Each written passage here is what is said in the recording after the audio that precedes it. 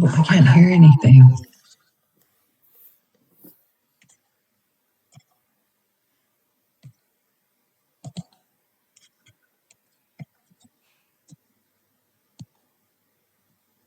Morning, Roger. Sounds like everybody's being real quiet this morning. Can you hear me? I can hear you, Hans. I can hear you, Hans. Okay, great.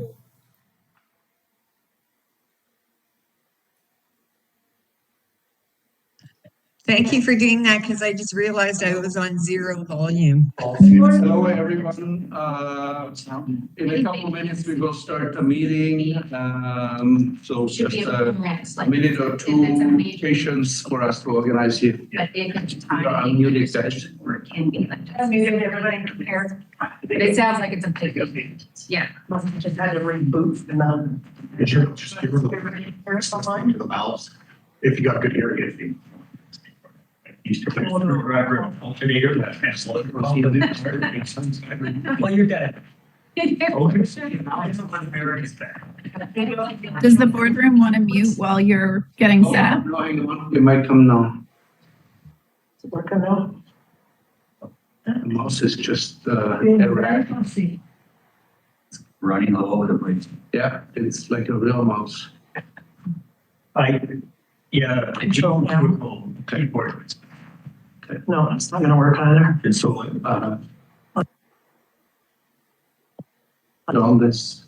Yeah. You can do Control M on the keyboard. That's sometimes easier than the mouse. We tried and it isn't working either, so just the way we want to start a meeting. Okay. Are you ready for? I'm ready. I think we are close. Okay, everyone. Good morning. We will start the meeting with the roll call and see how we are doing in regards to attendance. Shanna, do you want to start? Thank you. Yes, when I call your name, please acknowledge your presence, and those online, remember to keep your microphones on mute. So do we have Director Jackman, good morning. Director Tierney, Good morning. Director Vandenberge, Good morning. Director Watson. Good morning. I might have to have my video off. The sound is really bad, but I'm going to keep it on for now. Thank you. Director Graham, President. Director Newell, Present. Director Cunningham, Good morning. Director Papa, Good morning and present. Director Hanegraaff, Buenos dias. Director Weatherhead, Good morning. Councilor DeMoss. Good morning. Do we have our guest director, Jack Davidoff, on the line? Oh, I don't see him, so much. Move on to staff. Do we have CA Award? No. Manager Maloff? No. General Manager Wolf? Present. Manager Jill Bukowski? Present. Manager McDermott? Good morning, present. We have Eileen Sennett? Good morning, President. We have Natalie Nick? Present. And myself, Shannon Heckman. Anybody else I've not acknowledged? I'll turn it over to Manager Wolf. So, good morning again. So, we start with call to order. Welcome, everybody. And then a second item, or number 3 actually, on our agenda, we have the election of the committee chair, as we do on an annual basis. I will call for nominations 3 times. And then we decide if we need an election or if it is straightforward. So first call for nominations for the chair of the Water Services Committee. Any nominations? Director Popoff will nominate Director Newell. Thank you for the nomination. If so, you will accept? Yes. Okay, thank you. I call a second time for nominations for the chair of the Water Services Committee. And a third and last call. One moment, dear. By acclamation, Director Newell. Yeah, there was any other. Thank you.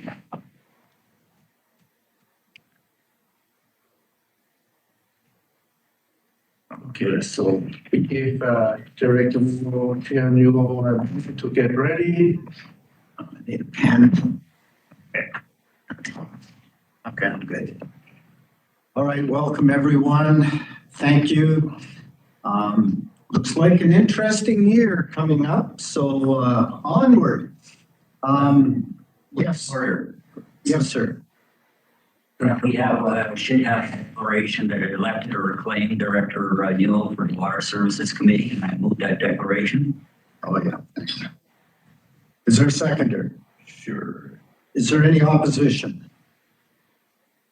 Seeing none, I guess that's, okay, do I do that or does Julie do that?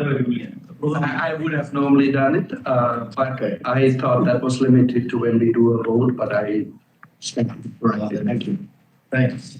So, and if I may further, Chair Newell, is we have a recommendation to destroy the ballots because you were reclaimed. We have no ballots, so that recommendation will not be moved as per the agenda.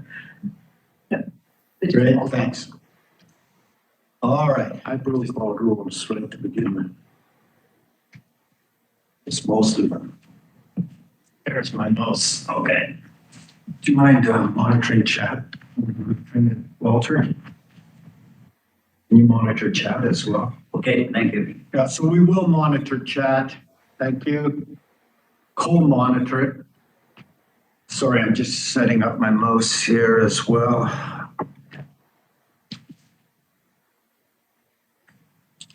Oh, all right, so we'll commence the meeting now, and we acknowledge and respect the Indigenous peoples within whose traditional lands we are meeting today. We have the agenda. Are there any, can we have a motion to adopt the agenda? Moved and seconded, Jackman and Popoff. Is there any additions? Seeing none, I'll call the question. Is there any opposition? Seeing none, we have an agenda. The receipt of the minutes. People have the opportunity to go through them. Anything anyone would like to add regarding our meeting of December 6th? I didn't see. Yes, Uli. I would like to give just a brief verbal update at the end of our agenda in regards to budget status for water systems. Thank you. Why don't you do that right now? Okay.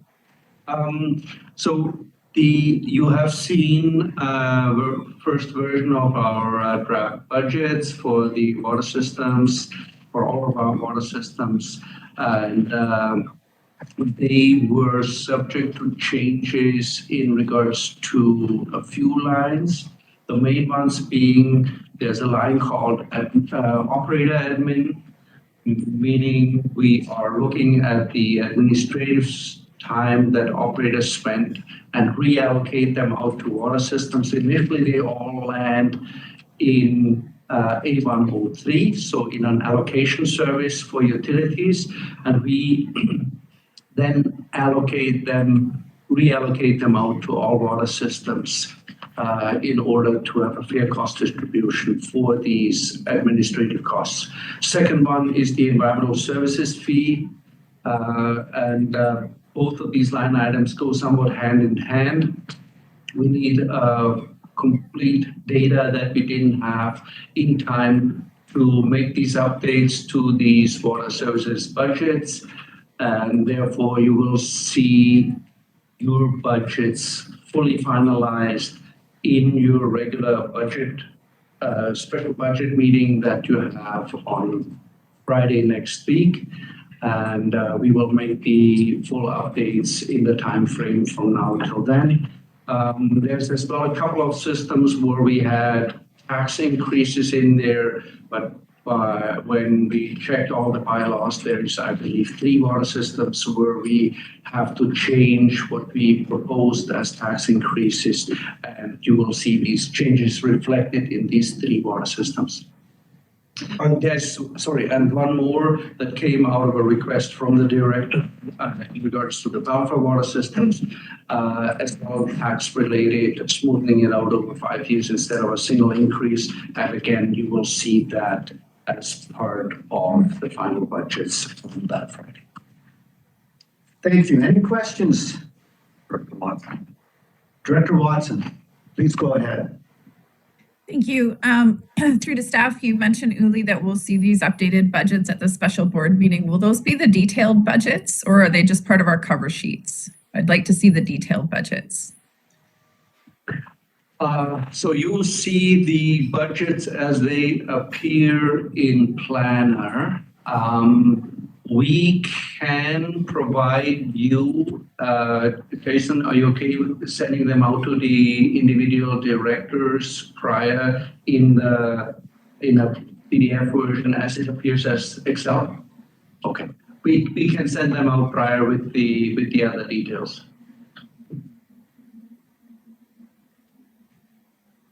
Any further questions in regard to budget things? Okay, well, let's move on then.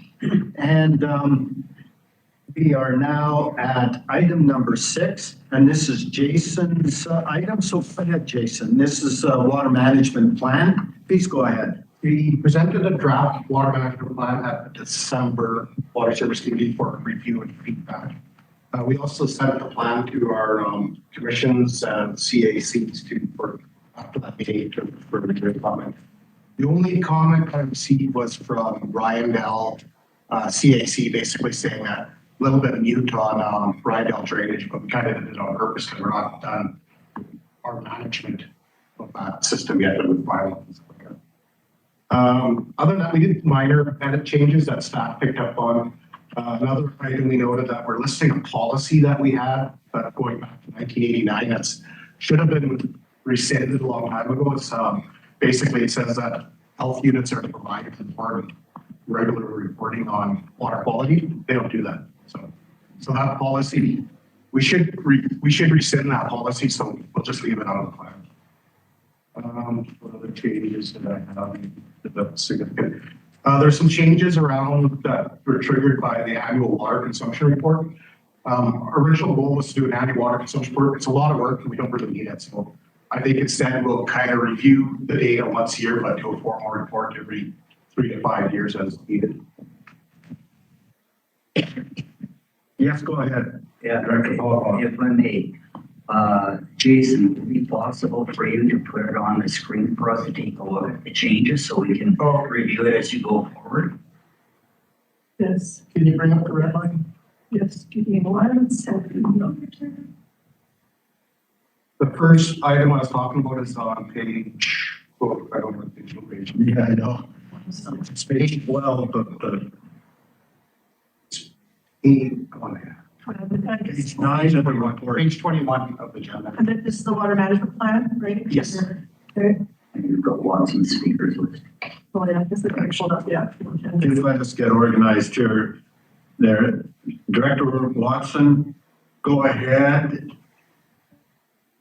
Thank you. 2 questions. One is, I noticed in the management plan, because it lists all of our systems and their current state, Woodbury has not been updated with the current upgraded system. And I'm just curious if that's because we're waiting for the final flushing and testing to clear it. And just curious how often we update that as systems do get upgrades. That was my first question. Let's have an answer to that first. Go ahead, Jason. We generally update that matrix annually, but we don't publish it anywhere. It's just kind of an internal thing. I didn't update it this time around because I guess I haven't officially heard that Woodbury is commissioned yet. It's not commissioned yet. Okay. Does that answer that question for you, Director Watson? So my understanding is then it'll be updated next year because the commissioning is happening at this time. There's nods of yes. Okay, just so you know, when you have stuff on the screen, I can't see the boardroom. So thank you for telling me there is a nod. And my Yes. second question ahead. was, Sorry, the matrix will represent a moment in time in a plan. We don't revise the plan every year, but we keep this matrix up to date as we need it. So if someone happens to need the information on the matrix, I'll update it. It'd be by the time to update it. Is that what we want on the screen is the matrix? Or the policies? Yeah, Let's go through the policies now, I think. Does that answer that question, Director Watson? Sorry, the stuff on the screen's quite confusing. I have it on eScribe, so I know what the matrix is. I didn't quite understand Jason's answer. So the matrix will get updated as systems are themselves upgraded, or only once a year as needed? I guess it's not my intent to annually update this plan. The matrix that's in the plan just shows the moment in time, but this matrix will be maintained separately from this plan. So I update it as we need it. Typically, I haven't necessarily done it every year, but if for some reason we need someone's looking for the summarized information, I have time, I'll update it. But generally, we try to update it once a year. So The matrix or the plan? the matrix itself. Okay. And how relevant is it to be updated? Is this just our own internal guiding document, or is this something that the province and IHA pays attention to? I think I'm really the only one that's ever really paid much attention to this. Every once in a while, if someone wants a summary of water systems, I'll send them this matrix, but I can't even remember the instances that happened.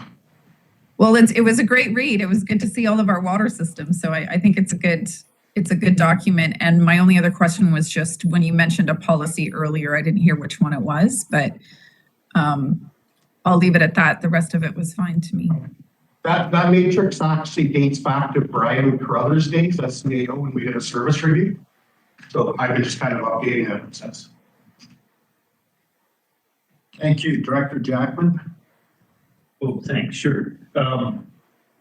Thinking about, you didn't get a lot of comments. It's because this reads really well. Okay. Like, I think I could give this to anybody and they say, what do you do for water systems? I think it reads well.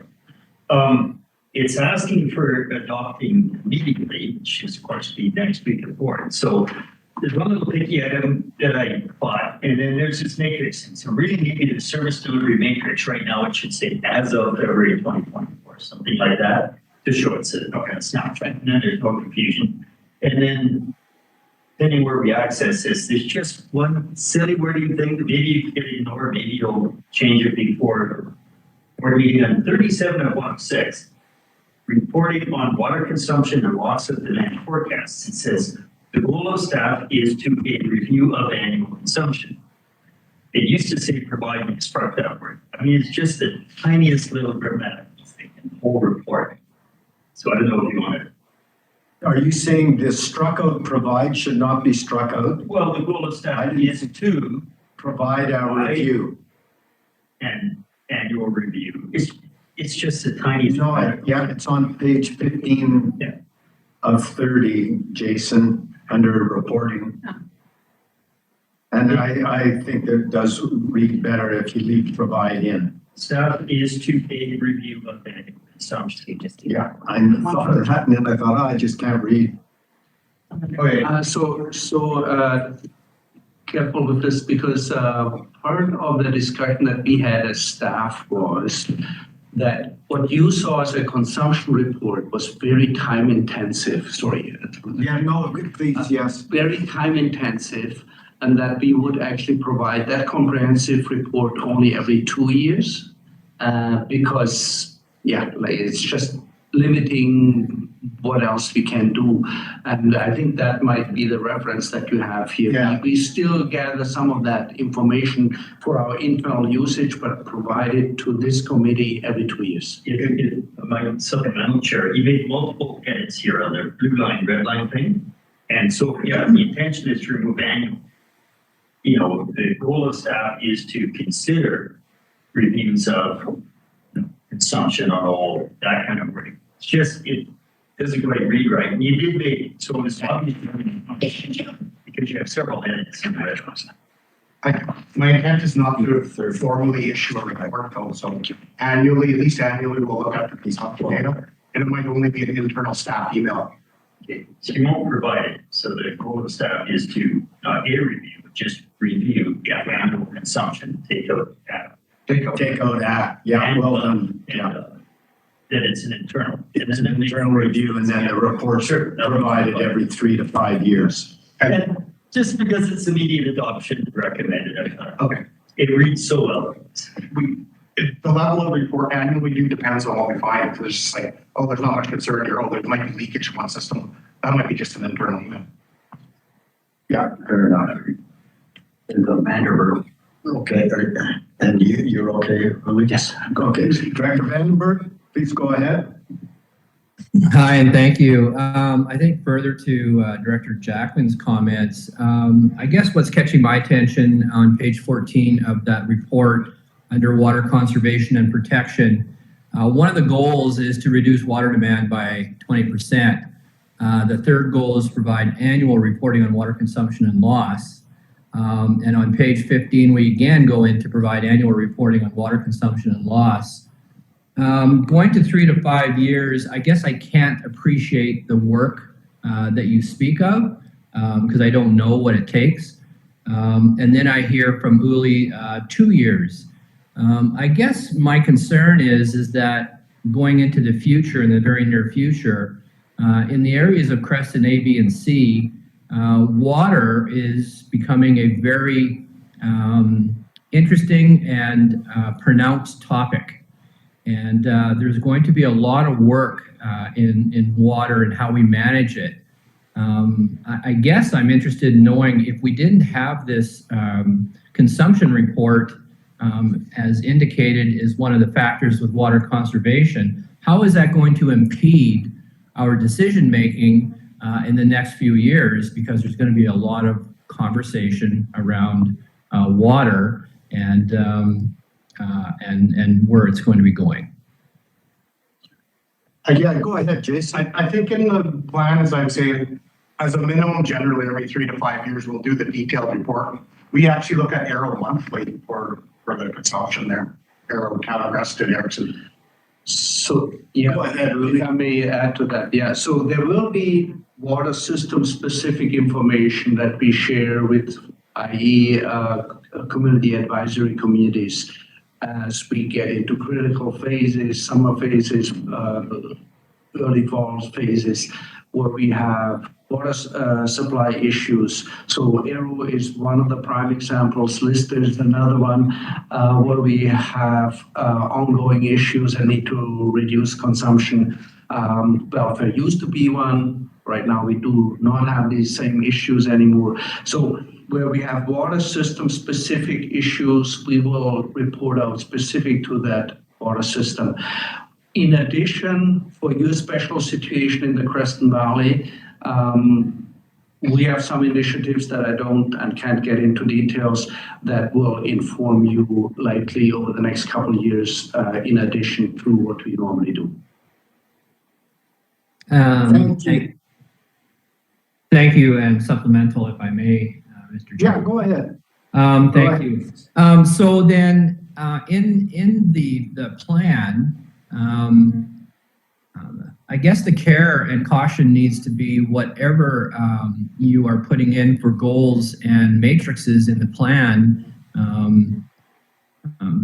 We need to be careful. I mean, say what you mean and mean what you say, I guess is what I'm trying to say, just as a caution. Thank you. I'll just comment on Yeah, go ahead, Jason. on the water loss targets. It's we originally had that in our water conservation plan because you had to have water loss reduction targets as part of grant funding applications. It's a hard one to set for us because our water systems demand and leakage is so dynamic. Like in 1 year, we could sometimes see or in a few month period, we could see a 50% increase in consumption due to leaks, and then we'll find that leak, fix it. We're getting diminishing, I guess, we set a target of 20% for leakage. Yeah, we can make that target for leakage, but then it comes back in a year or two or whatever, 6 months. So they're hard targets for us to set. So Yes, go ahead. I may add to that, and Jason and I had some discussions actually about setting that goal and how we report out on it. There's no point setting goals if we don't set a baseline and report out how we perform against that baseline. And so we have now starting to have enough years since we set that goal where we can start to show trends and look at the trends that eliminate a little bit the blips from leaks or any other events that we have in a year. And that's what we then attempt to show these graphs ideally that show a clear trend down or up or whatever that may be. So we recognize the problem. And we spoke about that 20% goal set is very abstract if we don't show a starting point and a trend over the years. And that's our intent with the next consumption report, to bring that 20% goal into what we report out. Great, thank you. And I just want to point out one more thing on. Yeah, please. At the very last paragraph in the plan, I just indicating that typically water shortage and stuff doesn't constitute a state of local emergency. Yeah. And I provided a quote there, but I didn't reference the quote. It's basically information on the Emergency Act, but the act has very recently changed. It's a brand new act. So instead of quoting it, I just deleted that clause. But just want to point out so you know that we have a new Emergency Act. You know what's coming. Excellent. Okay, you got Watson, Cunningham. Okay, so Director Watson, then Director Cunningham, thanks. Go ahead, Director Watson. Go ahead with Cunningham. I've already spoken. I'll go last. Go ahead, Director Cunningham. Thank you, and I'm sorry I couldn't put it in chat, but something seems not working quite right this morning. Yes, my question is, there's been a lot of discussion across the continent, I guess, in the last year or so about water quality.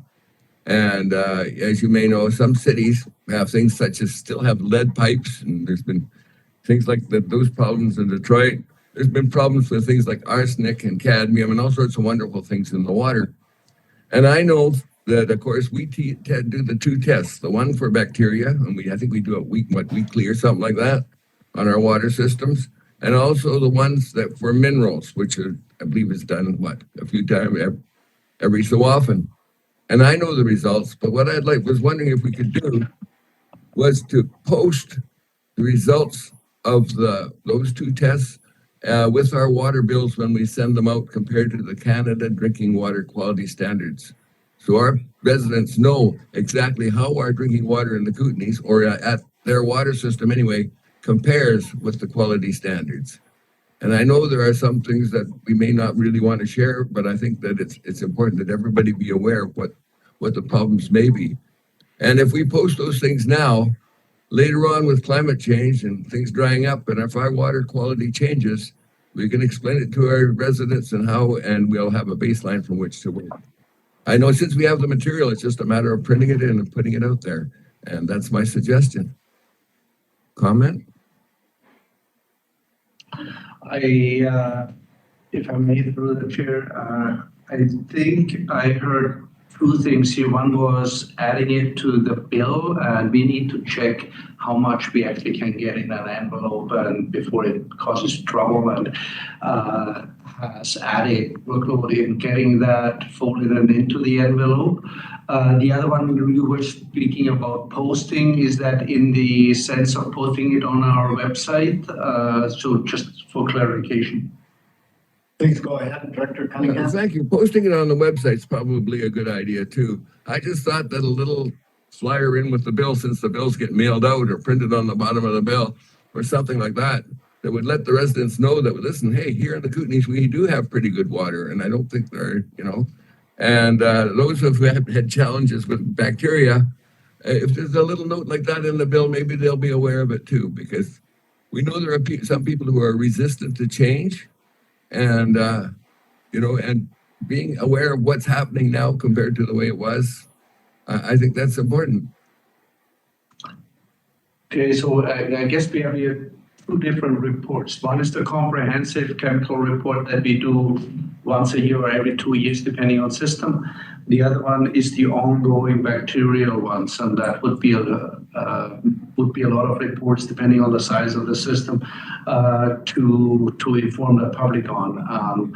And I think what we have done so far is, if anything, is exemption reporting, meaning if we had a bacterial issue, we would inform and have to inform the public, with the exception of a couple of systems, or one system now, that we have on permanent boil water notice, right?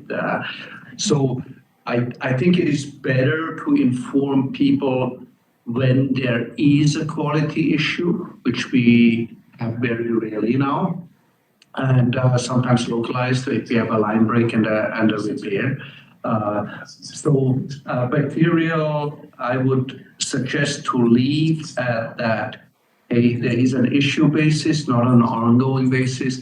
If you want to see the overall chemistry report that we do annually or biannually, we can see how we disseminate that information.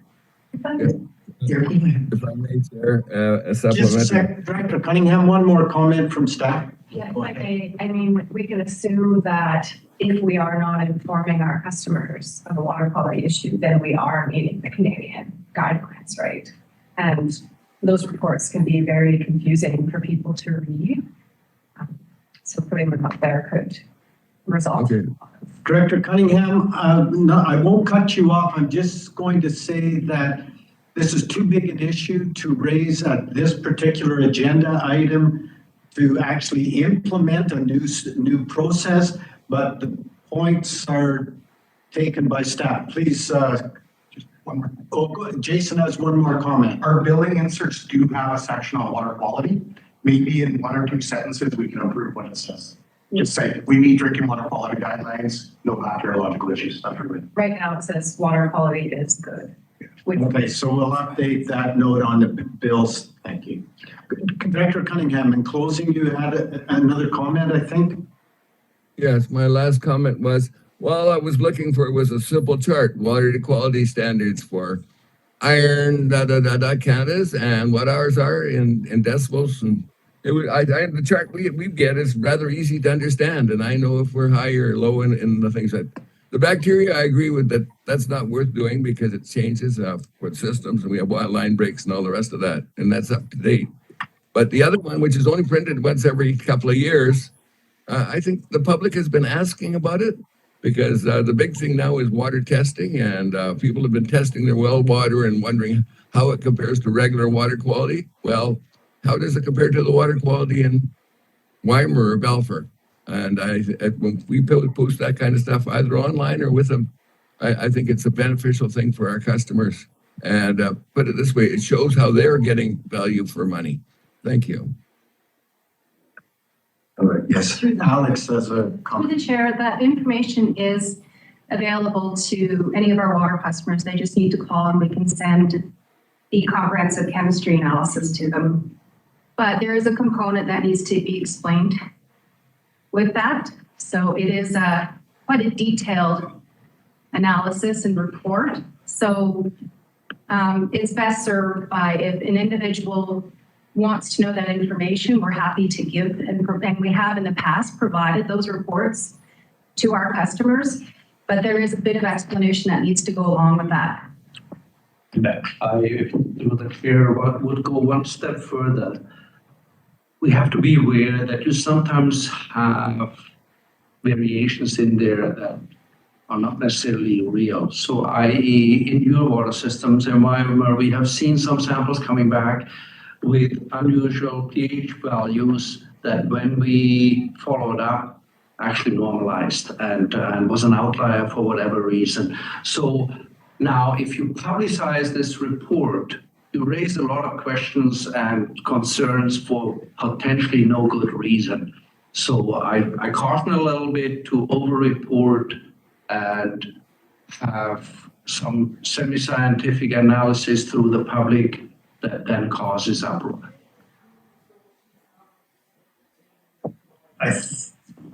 So we'll update the bills with a little clearer or more detailed message, not clear, more detailed message. And your point is complicated, Director Cunningham, so there's no simple yes or no on it at this point in time. Let's just kind of table it in our thought process, but I don't think we can deal with it within the current 2024 Water Management Plan recommendation. So, Vanderberge. Director Vanderberge, please go ahead on the Water Management Plan. Please go ahead. Yes, I thought Amy was ahead of me though for the second time, but that's Amy, if you're okay. Thank you. So my question is around the report, and I don't know what page it is right now. It is page 16. You refer to Watershed Management Plan. Not much is said there. However, we do have a Watershed Governance Initiative, And I'm wondering, how are they different from one another? How are they related? I guess the caution for me is, are we duplicating? Where does this really belong? I think it belongs in your group, but I don't know how the governance initiative, in my limited understanding, is different than your watershed management plan. Okay, so your question is, we have a watershed management plan that's within the district's sustainability service, and that's where it rests. And the board has said that's where it rests. And what I'm wondering is, what are you asking? I think Uli understands better than I me. think Jason has a notion of it. If not, then I just want to make a point first, then you can take it. Yeah. So I'm reflecting what's in the 2019 Drinking Water Conservation Plan. I made this plan probably too repetitive, the water plan. So that idea of doing watershed protection comes from the previous Drinking Water Protection Plan, which we might not have a good direction at that time where we're going. No, that really. Okay, thank you. Thanks. Yeah, so it rests in sustainability services, but I think, who's it? Eileen, you're working with them in regards to that establishment. So our team is involved, but it rests with the sustainability group. So there's no complication of work going on. Yeah, that's right. This was sustainability. So that's the answer, Director Vanderberge. Is there a supplemental or? Okay, great. Director Watson. Thanks. My original second question was answered, but I did want to clarify. We don't have a watershed management plan. We have a watershed governance initiative, and they're quite different. So the governance initiative is what is housed in sustainability, and that is related to looking at where could we and should we focus a management plan. This water management plan that we're looking at now, my understanding is specifically related to the water systems we operate. Whereas we have hundreds of watersheds and we have hundreds of water systems, the management of a watershed has a lot more to do with the forestry, the tenures, you're working with stakeholders. It's more of a relationship building exercise. And then when you get into actual water servicing in terms of drinking water, you move into the water system management. So that's how I've understood it. But a watershed management plan is what we're requesting for the Creston area, but that's not currently what we have. So I just want to clarify that with staff. Thank you. And Uli has a comment. Yeah, and there's potentially one additional component to that, and that's the natural asset management component. Director Cunningham has clearly some interest in that, and maybe important for other water systems too. But considering the watershed as part of our assets is something we try to dive a little bit deeper into in the future. Right. One more supplemental. Yes, please go ahead. To initiate a watershed management plan, you actually need an order in council. So they're quite specific, and the governance initiative is establishing the groundwork for those relationships and where can we focus. So Weimar, Creston, those are the two areas where we might be focusing because we have water systems in those areas that we operate. So it gives us a bit more leverage in the ownership and management of the infrastructure. But currently across the province, there's very few watershed management plans. And as far as I know, they're only approved through order in council. Thank you. Yes, and Director Jackman has a comment. Yeah, please go ahead. Build on that, because my understanding is the path to that might be to establish the regional governance, water governance board like Okanagan did. And then I think that's where you start to then build your watershed management plan. So I agreeing with the previous speaker that it's a path through the province. But my understanding when we saw this earlier on is if we decided we wanted to have this full regional governance board over water, then we would have sort of a new level of authority. And maybe that's something down the road, 6 months from now, we can try and clarify what the intention of that was, what the Okanagan's actually been able to do with that in terms of watershed. Before Director Popoff, Director Cunningham, do you have another question, or could you lower your hand if not? Director Popoff, go ahead, and then I'll come back to Director Cunningham.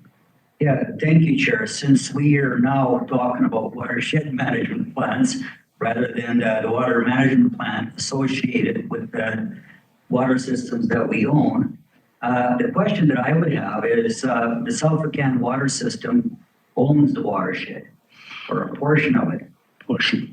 So should that not be in the water management plan where the regional district, in other words, when I say the Sulphur-Can, I mean the regional district owns that portion of the watershed that will affect water supply. Should that not be in the water management plan through the chair? I don't know, it could be an element in it, so through the chair, an element in the matrix maybe, but overall, it is still a very small portion of that watershed, right? They have the area around the springs, but they have nothing above, and they have nothing above the creek that is as well the secondary supply for them. So I would caution to give the impression that we own significant portions of the watershed. But yes, they have taken the step to purchase a parcel that protects the immediate area around their springs, yes. So I don't know if that needs to be a portion of the management plan, Jason. I don't know if you have an opinion on that. If I can easily make a small comment in there, I'll add it into the matrix. Okay. But I don't know, maybe I'll see if I can get it in this version. Yeah. Okay, fair. Great, all right. So I'd like to call a question. So could someone move the recommendation that the Regional District Water Services Committee recommends that the board adopt the 2024 Water Management Plan effective immediately? It's moved and seconded here in the office. Is there any discussion? Sure, I would say with minor amendments as discussed. With minor amendments as discussed. That is okay. It's moved and seconded. Are you okay with that? Yeah. Thank you. Shanna has that. Is there any discussion? Seeing none, is there any opposition? Seeing none, it's carried and we'll move to the board this month. Item number 7, 2024 Water and Wastewater Systems Acquisition Plan and Evaluation Matrix. Turn it over to Jason, please. So once again, this is working towards lifting of the moratorium in June. We're presenting this currently for input and feedback and adoption potentially at the next Water Service Committee meeting. I was thinking I was getting this plan pretty close, but then the more we start looking at it, how it might function, we're starting to think that, oh, maybe this needs some modification, and rather than rewrite it again, we should probably just get input from our Water Service Committee at this point. Some of the things I'll point out that just some general higher level stuff. We're thinking upfront, we need some sort of 50% support from the community to even consider them a formal applicant. So type of thing. We don't want a whole bunch of people just coming up, start looking into this, spend back time. Somehow we have to have 50% approval upfront. We were looking at also getting them to do an asset, a system assessment upfront also, rather than taking them on as an applicant and then trying to find grant funding for a system assessment. We want to see that somewhat upfront. So that basically shows that they have a commitment to managing their own system type of thing. So, or at least moving forward, they found grant funding and are serious that they want to do this. The other thing we're thinking that now we're looking at where the timeline is kind of based on what we had previously in 2010, 2019, or 2009, 2010. Looking at the timeline now, we think it's too short. It's just like, that might be the very quickest you can push something through that's fairly simple, but overall the timeline for accepting a system, I think, is too short. We're also thinking that somehow we need to have a balance between detailed assessment and minimum due diligence required, because we don't want to take on a system that we don't know enough about, both in condition and in terms of financial position. But how much staff time do we put into assessing the systems? It needs to be a balance because we don't have the necessarily funding to do this, right? So we have a little bit of funding currently from rural taxation, but we don't want necessarily this to be a full-time position doing due diligence assessments. You know, like one of the things is I think, well, we need somewhat of an asset management plan in place and long-term, at least 5-year budgets to know what we're getting into, right? But that takes time. Do we want to invest that in this assessment? And at what point? Do we do that up front or do we do that later? The matrix is pretty complicated. Like if the evaluation matrix is pretty complicated, we want to fill that out by the time we've done our final assessment. But what do we do for pre-screening? Be hard to fill that matrix out early on for pre-screening. So maybe we need a simpler matrix for pre-screening. Another item that's I'm not sure about, it's like somehow if we identify capital upgrades that need to be done right away, we should have public approval up front in my mind for borrowing. But can we actually legally do that? We ran into a problem at Balfour where they were supposed to have a functioning treatment plant when we took it over, but we ended up acquiring the system halfway through the treatment plant construction. And we ended up as RDCK incurring a whole bunch of debt without proper public approval. We ended up having to finance that on a short-term loan. Yeah, because we couldn't go long-term loan and province wouldn't let us. So it's a little bit different. I don't want to get into details, but Balfour was that we needed the money instantly, entered into short-term, and the province wouldn't allow us to turn that into a long-term. Also, that's like a short-term. So basically, we're looking at feedback and comment from the Water Service Committee. Depending on how much feedback we get, we hopefully try and adopt at next meeting. If it's going to be a lot of changes, we might have to push us back to one more meeting. Okay, so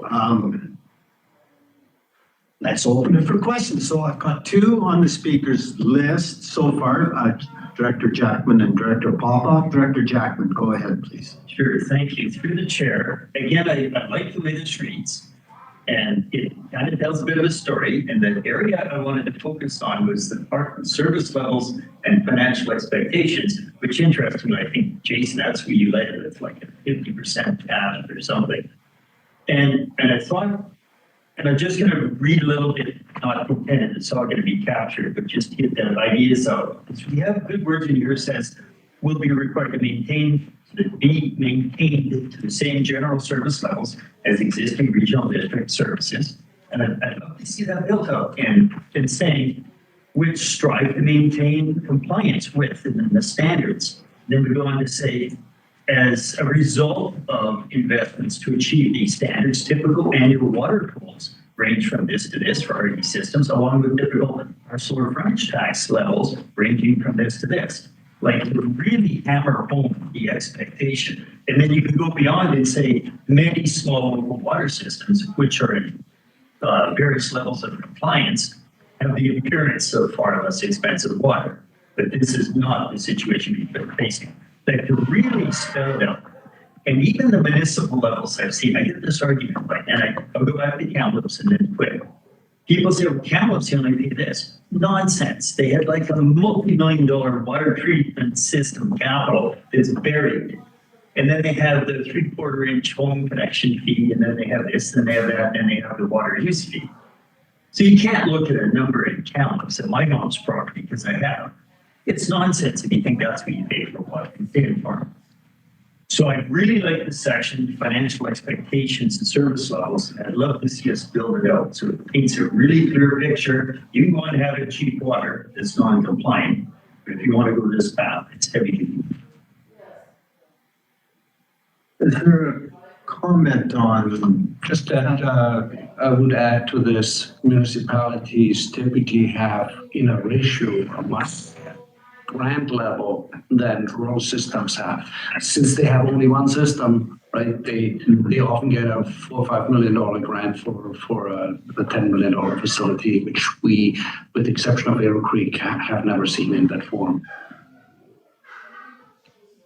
Okay, so I just want, I think, I don't want to leave that your comments just die on the table, and I just wonder how we could incorporate that to see if the group itself agrees with you.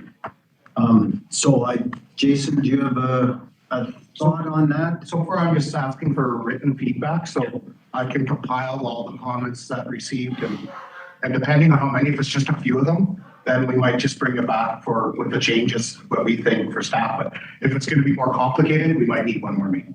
Yeah.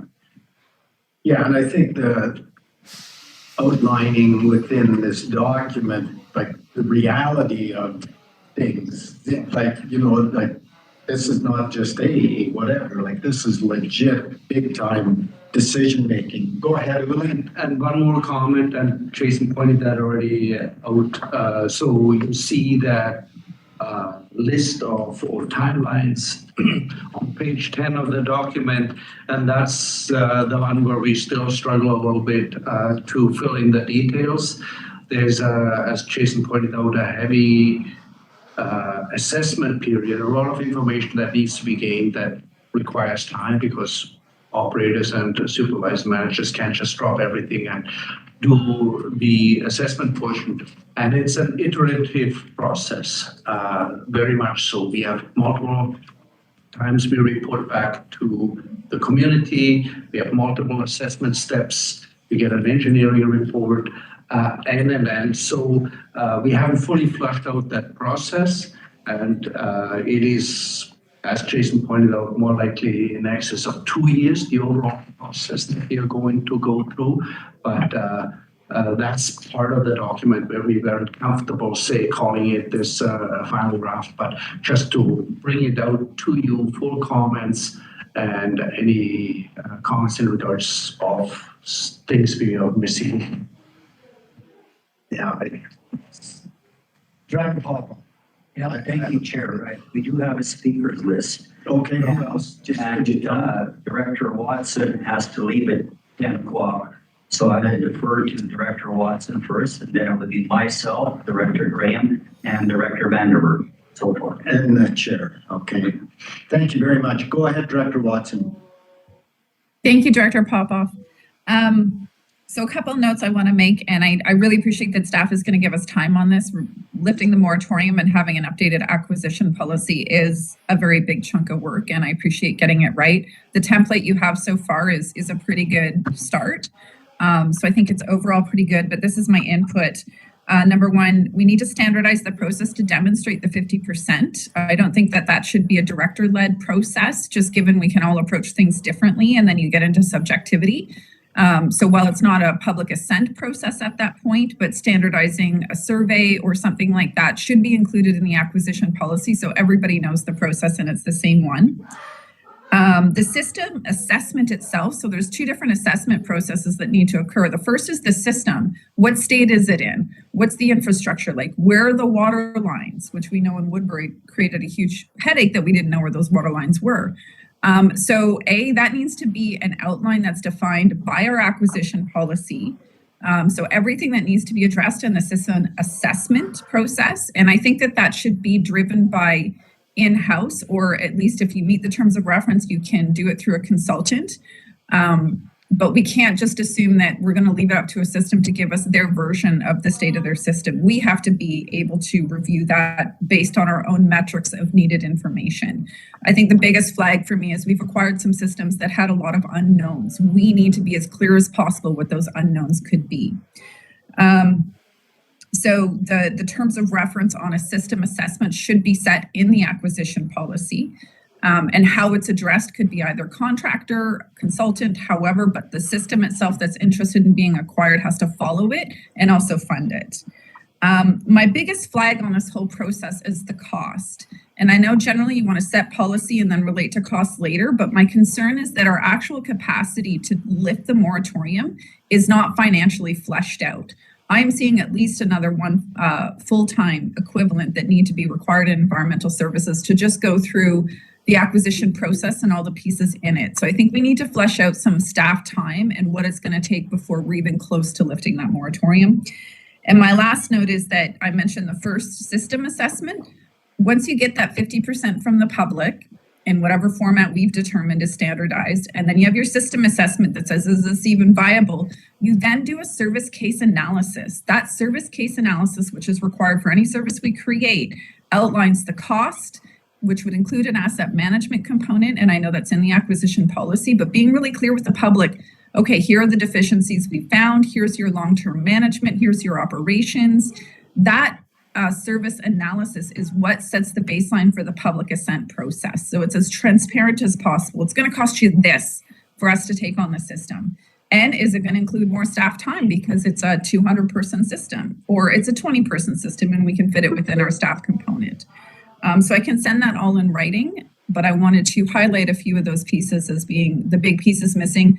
Main one being the financial consideration. I think this is a rural admin, FTE, and environmental services, and that's a big chunk of change we need to be ready for to include if we're lifting it this year and the 2024 budget.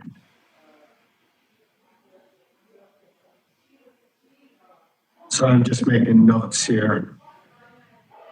So you'll send it in writing, and Uli has a comment. Yeah, I'm assuming the director is referring to the page 13, 16 in the agenda, 13 on the plan, Appendix B, sample system assessment consultant scope of services. So that was a first attempt to list the requirements, what we expect a consultant that does a system assessment needs as a minimum to include in the assessment. I'm not saying this is complete, but I think it's a very good start into what we expect a water system to assess and give to a consultant when they let a contract in regards to a system assessment. Is that correct, Director Watson? Is that what you were looking at? I was looking at that, but I think we need to think a little more about who is responsible for that system assessment. I think if it's a qualified professional and it's third party similar to other referrals, then it works fine. But I think relying on a nonprofit system that's a bunch of volunteers, as long as it includes metrics over the quality of data being acquired, it just has to meet a baseline because it's really easy to miss information and then we learn about it and it impacts our budget. So yes, that's what I was referring to. And I think who is in charge of that is the question that's still in my mind, and who's paying for it.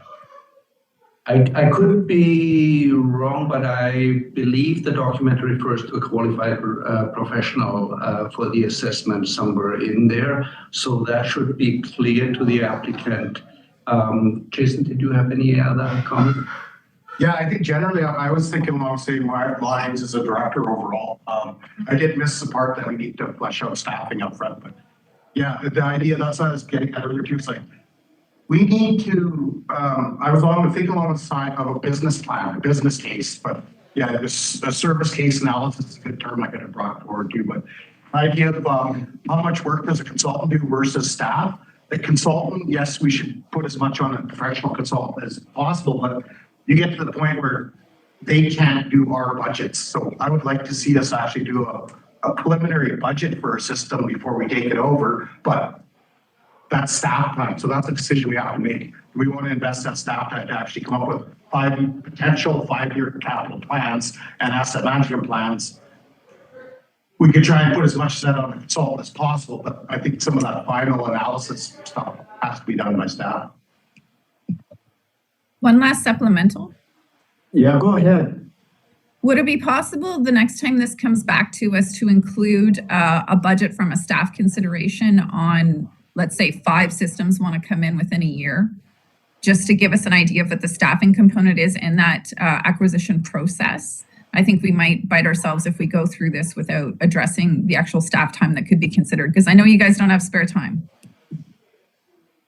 Go ahead, Yeah, Jason. somehow we need to come up with a starting staff level, but as part of the system assessments, we first look at I guess I should have clarified that earlier. First, we evaluate 3 different areas. We evaluate the system need and benefit to the community. Then we evaluate the impact to the regional district. Then we come up with a mitigation plan to that impact if these systems are a good fit. So bottom line, how much staff do we need? as part of this entire assessment when we bring on a system, but we don't know that upfront. Jason, I don't know if that was the question. If I understood Director Watson correctly, it was the staff required to do the acquisition process, not Yes. the staff required for future operation. Yes, that's Yeah, correct. that's- So it's the acquisition. I don't know if I can predict 5 years ahead is what I'm getting at. We need a plan, yes, for the first couple of years, but 5 years from now, I don't know that staffing level. Can I clarify, Chair? Sorry, again, Jason, it is not about operating the system. It is going through this process. And I want to add to this, it's not quite as clear cut because there is inputs from many levels of the department. There's operator input, operator on the ground review of that. There's operations supervisor, there is utilities managers time involved, and there is likely somebody like Eileen or Natalie in their position. Currently would have been sitting with the liaison positions or with Eileen's position that lead the process, that take the initial application, that read through, that provide additional information to the applicant, and provide where needed necessary reports. So there's probably overall 5, 6, 7 different people involved. So it's not normally a single position that does that. That makes it difficult to quantify and say, oh, we need another 0.5 FTE. We can quantify what that means for Jason's group, but like I said, it has certainly an impact to the operational group as well. Go ahead, Director Watson. Thank you. So while I appreciate the details, Uli, what I'm looking for is that financial assessment, whether it's 7 different people, whatever the hours are that would be required per system, you have to guess. We need to know that financial and staffing component before we're ever ready to lift this moratorium. We can't just lift it and think we're good to go. We do not have enough staff to even lift it at this point. So that needs to be a part of the financial consideration in lifting the moratorium. So however those details are, it's 7 people, it's a group, whatnot, put a guess together. And my suggestion on 5 was assume that 5 systems want to come on in a year, just as a baseline, so that we have a good understanding of the staffing requirements, and then thus the financial impact to environmental services, which by default is likely to be rural administration. Go ahead. 100% agreed. Question, you would like to see this already for 24? Because I anticipated to do that for 25, at which point we have a little bit of a better feel how many applicants we have if we lift the moratorium in the summer. So my intention was to include that in the 2025 budget. And sorry, last comment, I'm just saying I won't be comfortable lifting this moratorium until I understand the staffing component required. Yeah, we can assess that and bring that forward as part of the report that leads to the decision-making for the moratorium. Thank you, Director Watson. Very interesting. I think I'm just going to add one comment while you're still online, dovetailing with one of the comments that you made, and then I'll go back to the speakers list. But over the last number of budget meetings, directors have been saying their concerns about increases in taxation, the public's sensitivity to that. And when we set a threshold of 51% of the users of a system needed to approve moving forward with it, we don't really talk that much about the 49%. And I think we have a terrible challenge if it were 51% saying let's go forward in dealing with that 49% who for various reasons may simply not be able to, for whatever their reason, go forward with this plan. So I think we might have to look at the 50% plus 1 number as our threshold for even beginning the process. I think we need overwhelming support from the group before we go forward. But anyway, I'm just dovetailing on something Director Watson had shared regarding the our process and seeing if we can even begin to, if there's that much interest within the system. So Moving along with the speakers list, Director Popoff, who gracefully gave up his speaking order. Please go ahead, Director Popoff. Yeah, thank you, Chair, but you can add Director Weatherhead to the list. Thank you. And my question is, there are some water systems that have been thinking about the moratorium is going to be lifted, and they have applied for that infrastructure planning grant, which we supported. That infrastructure planning grant is pretty detailed. It gives you all the information, or most of them are pretty detailed. All the information is what has to be done to bring the water system to IHA standards. So my question is, can that be used rather than hire another consultant to basically rubber stamp that it's already done? And will they jump in priority over other systems that don't have that prepared? So 2 questions. Yeah, so go ahead. And thank you for the question, because that's something I wanted to clarify a bit. So without getting into too much detail, the infrastructure planning grant process has its limitation because we have only 2 intakes per year. We submit up to 2 grants typically, applications. We get 1 to 2 successful grants a year, so it has its limitations. But something that may be of interest, Jason and I had a conference call with Ministry of Municipal Affairs, I believe. So they have had or have some residual funding. Timing doesn't work very well for us right now, but that may be available in the future as well. They may be interested to potentially fund some of these processes in regards to improvement district transfers to the RDCK. We spoke as well about the detail of having a multi-system application, because we as a regional district need to be careful funding one system but not the other applicant system. So she was going to look into the feasibility of that, but potentially there's an additional funding source with maybe less limitations, because the infrastructure planning grant is limited to $10,000 for a large system that will not give you a comprehensive assessment plan. So there's significant cost to be carried by the water system. So we are pursuing that. So there's the problem of infrastructure planning grant limitations in timelines and dollars provided, and potential other funding for sources. But the issue for us as well, funding one applicant but not the other. So that's something. Which ministry was that? Municipal Affairs. What did Yeah, so yeah, it was. Okay. Yeah.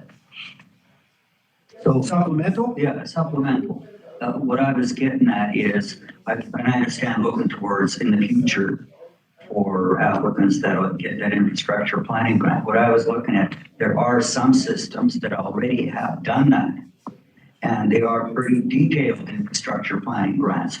So if they're reviewed by our staff and they meet the requirements of an assessment system, and a financial assessment of the system and future upgrades that are required, would that be sufficient?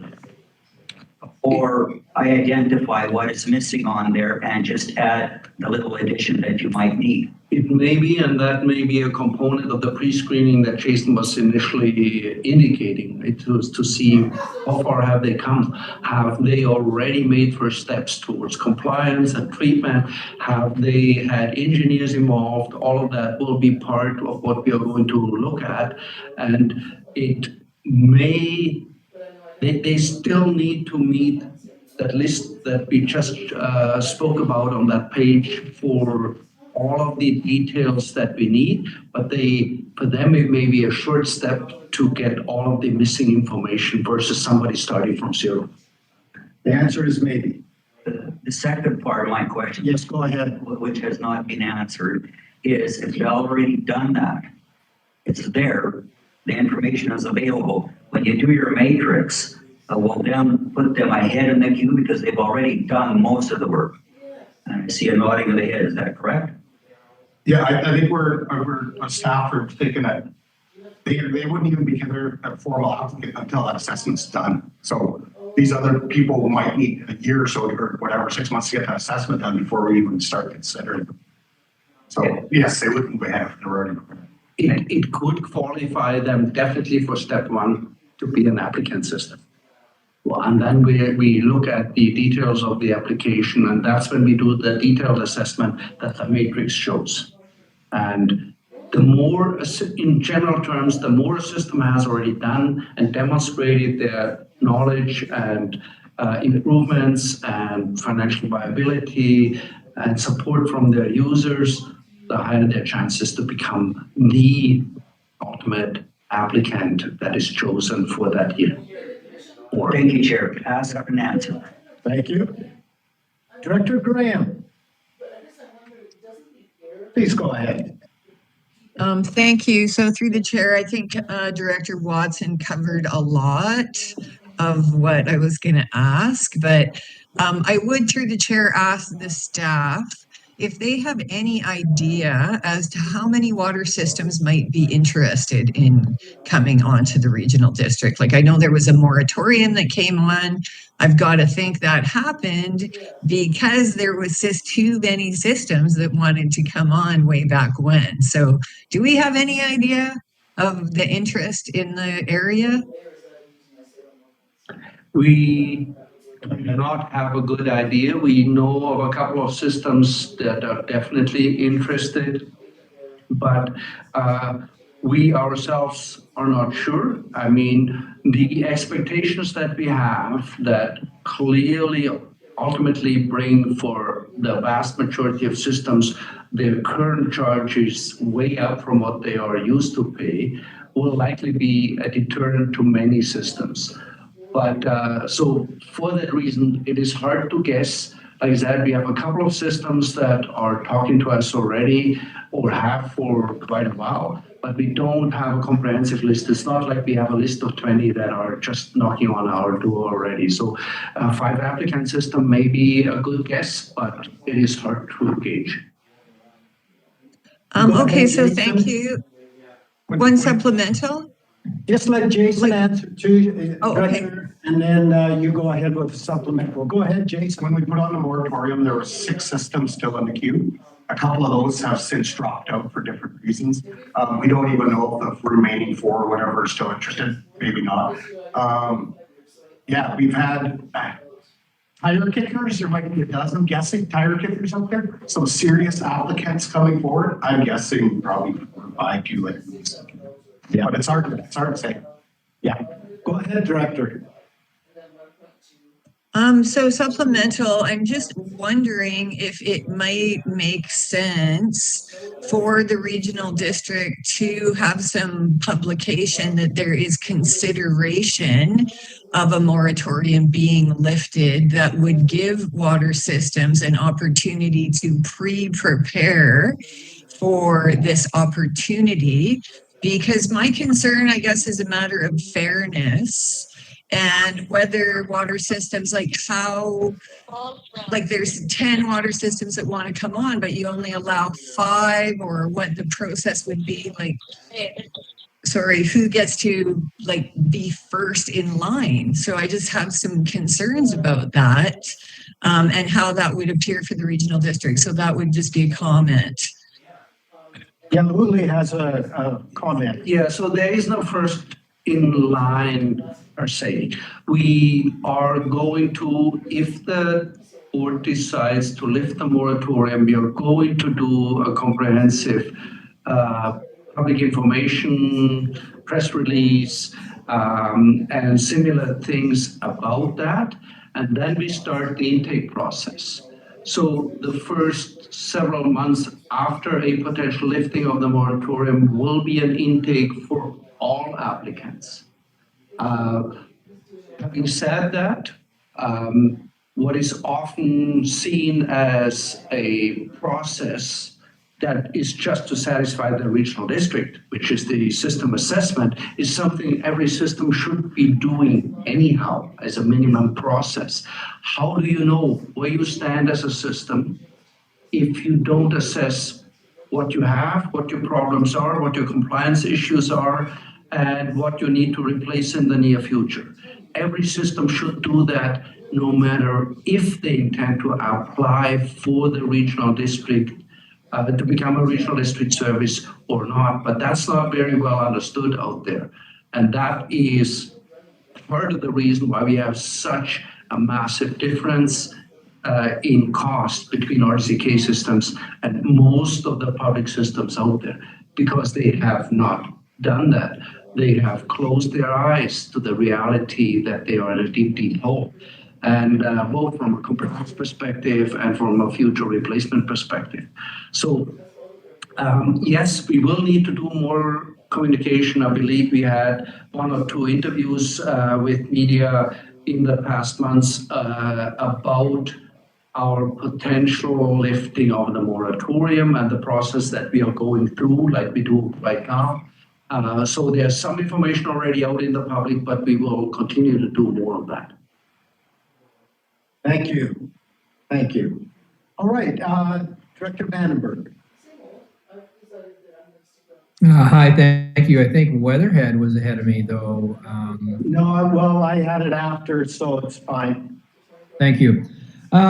So you were interested in some feedback on your proposed plan. I, too, think it's very well written at this point in time.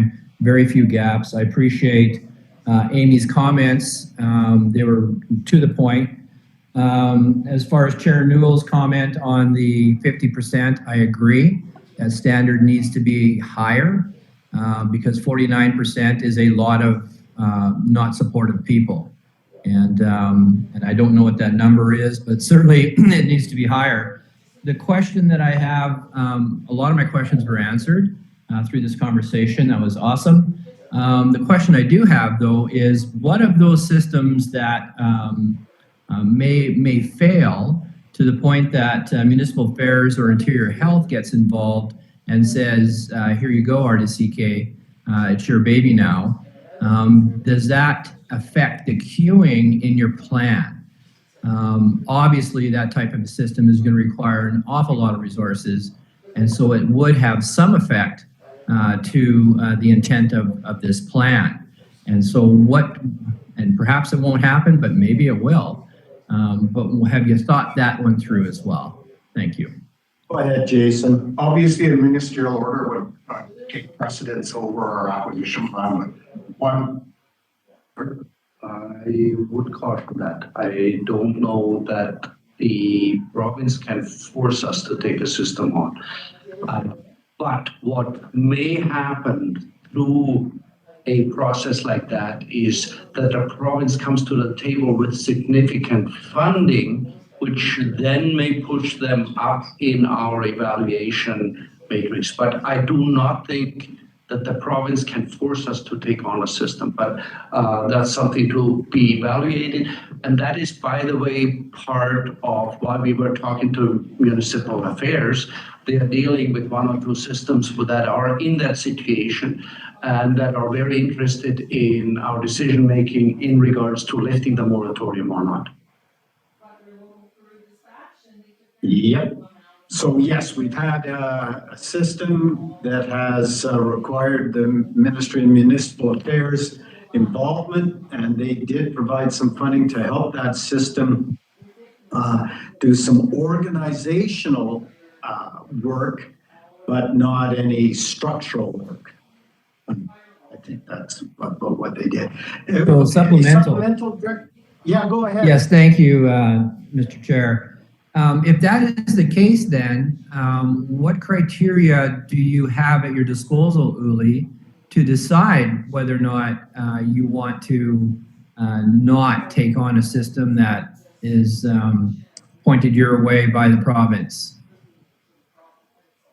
I believe the process that we outlined, the matrix, is really our tool, a defense tool as well for the regional district to say, you know what, we have that many systems, we can only handle so many per year. Here's our transparent process. And the ministry could and should not step in and say, you take this one over this one. So I think this mechanism that we are trying to develop here actually is our defense mechanism as well to just take on whoever the province decides to throw at us. It has to be for the greater good and it can't create a financial hardship for us. Yeah. Okay, very good. Thank you. And once again, great job. I like the way the plan is written as it is right now. Looks really good. Great, thanks. Director Weatherhead, please go ahead. Thank you, through the chair to staff. I agree. This is a very good matrix I'm seeing. My concerns, echoing some of what the other directors have said as well, but on the initial rollout, when we finally get to that, because I'm just seeing so many potential problems that you're going to be facing and staff time. On the, will there be a metrics, like sort of like a pre-matrix where the public would already know, oh geez, I don't qualify anyways, I won't even bother, like would there be something stated to the public that kind of eliminates, some of these, because we have so many right off the bat, so that staff aren't taking up a lot of extra time on something that really isn't going to fit in the first place, or and one of the questions I also have is about land acquisition. So that just seems to be an outstanding problem in all of this. So just those two things were what I was curious about. Thank you. Go ahead, Uli. So the draft plan that is before you is supposed, as one of the functions, is supposed to do exactly that. Inform a potential applicant what our processes and expectations are, specifically the assessment piece that they can give to a consultant is very informative, I feel. I mean, sure, if somebody has never dealt with it and has absolutely no idea, a lot of the information in here may be somewhat abstract to them, but the more reason to bring a professional in to tell them what it is. They don't even need to hire the professional initially, but give them that sheet and say, what would it cost me to give me that information that is a minimum requirement under the RDCK conditions to become an applicant even. Further, there's clear and concise information in there, what form of support they need from their users, and what the overall strategy and expectations from the RDCK are in that process. So I think it is fairly well laid out. In addition to that, they can pick up a phone. They will have a contact here at the RDCK that they can talk to get additional personal information. And further to that, once they have some basic information together, we will go into the community anyhow and speak to the community in form of a public meeting, what our expectations and their minimum requirements are. Supplemental, or does that answer you? Yeah, thank you. That does answer my question very clearly. Thank you. And just the only supplemental I have would be a comment that I too feel the 50% is too low of a bar to set. I would rather see it more like 70%. I know some of the contentious issues that I have with some of my smaller water systems and amongst the neighbors, and it gets pretty icky sticky. So that would be my only comment. Thank you. Thank you.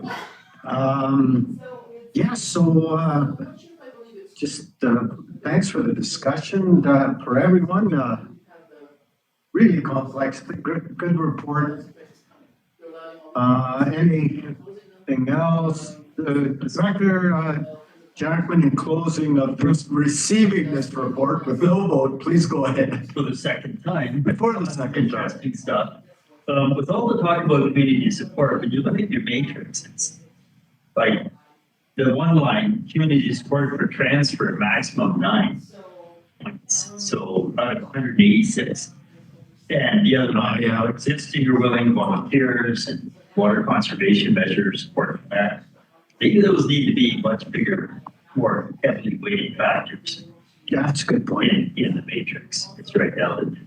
Yeah, I guess that the matrix, the weighting in the matrix is kind of hard to establish. So we came up with something, but I do see this as evolving. Once you start getting the first applications in there, when you start using this tool, you're probably gonna want some changes to it.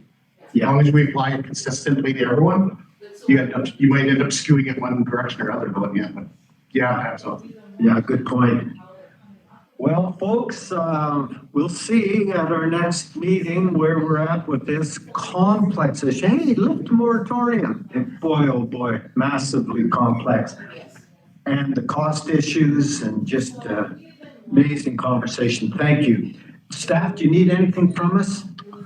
No, and I value the feedback in regards to the public support process. So we'll definitely bring this into the overall document a bit stronger.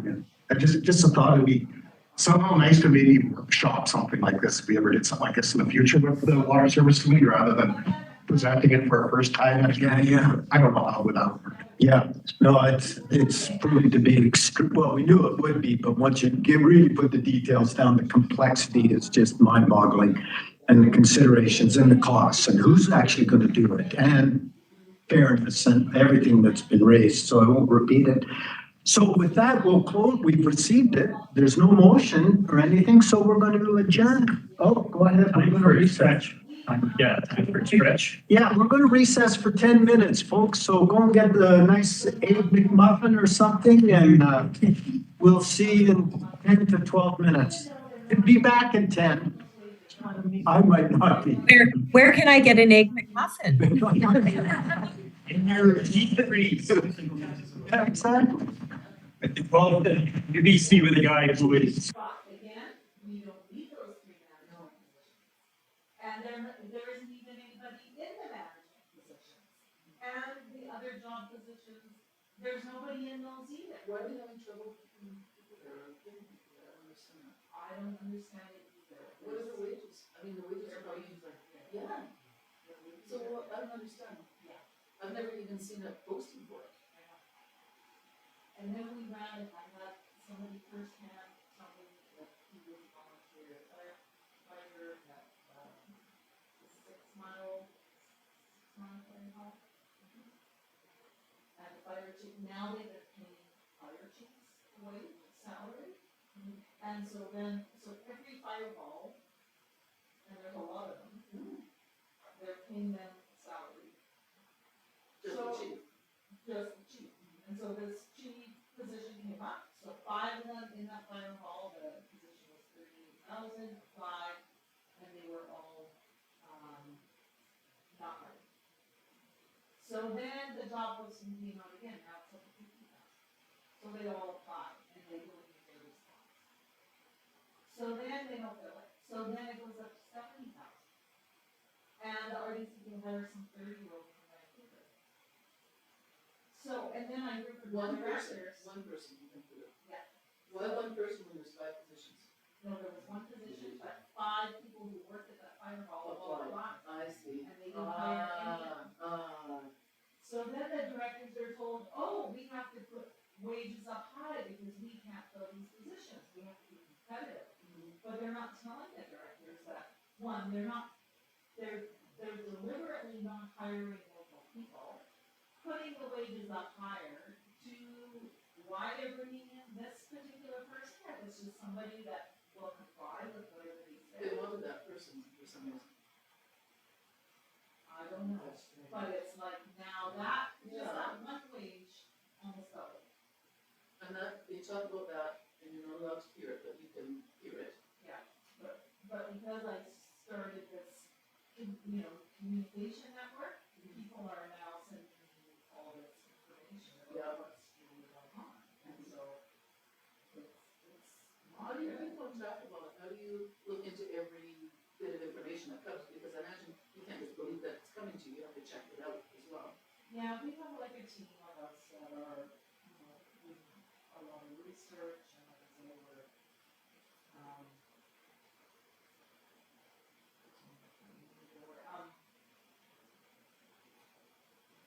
investigating, like, we sit in and we listen to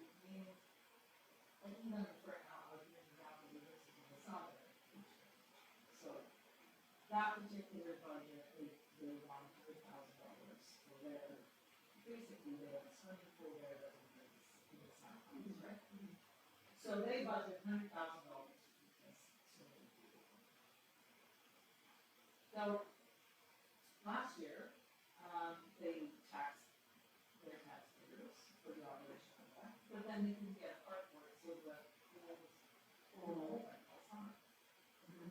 So now this year, they're like, oh, you know, we're gonna have to increase taxes 11 to 12% to cover the cost of this, and now we go online now, and so, because they do all their meetings online, and then you have to just put in your name or initials or something, right? So now they're aware that we are coming online and we're watching what they're doing.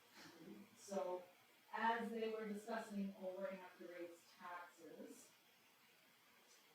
the one staff guy finally goes, well, you know, I really should probably mention that because we were open last year, we actually have $69,000 in reserve, and you might want to use that to offset increasing your taxes.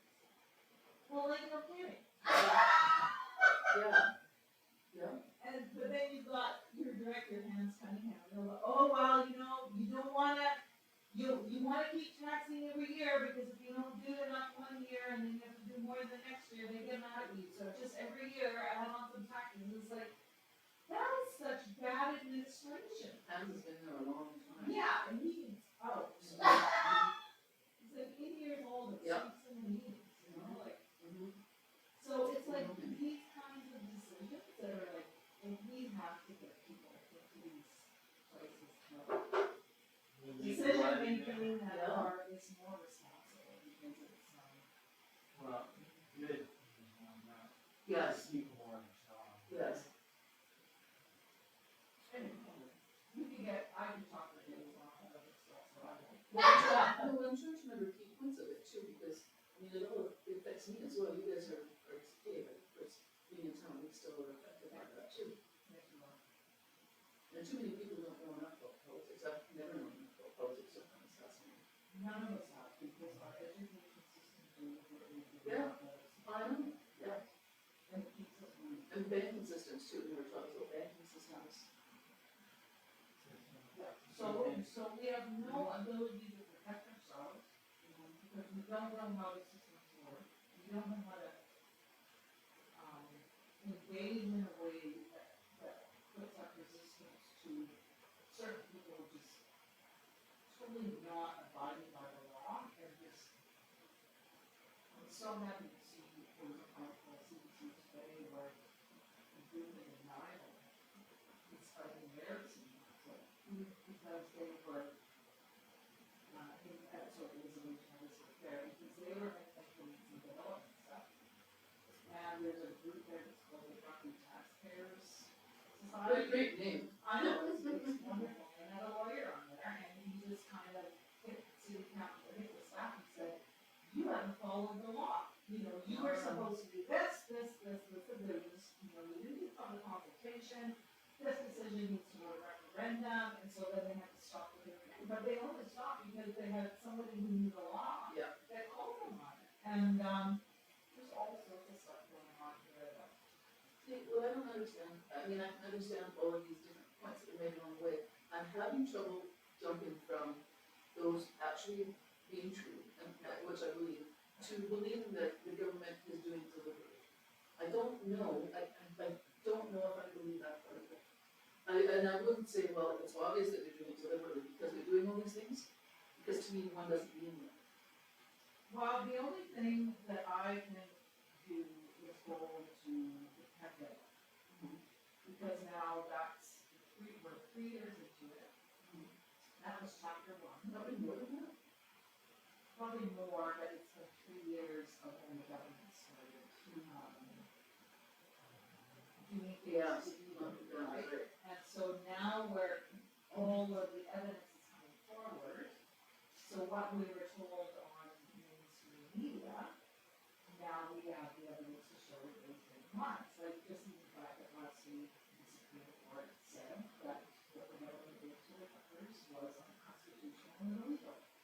Now, for the last 2 years, everybody's saying, oh, they deserved it, they were terrorists, they were, you know, there was this whole storyline that was going on. Finally gets through the courts, and the Supreme Court judge is like, no, actually, there was no evidence for that, and the government overreached its authority and broke the law. Does that mean the woman who was charged, there was this woman who was supposed to be the head of the, she was charged? Yeah. Is she out of job because of that? They're still running through the courts on that.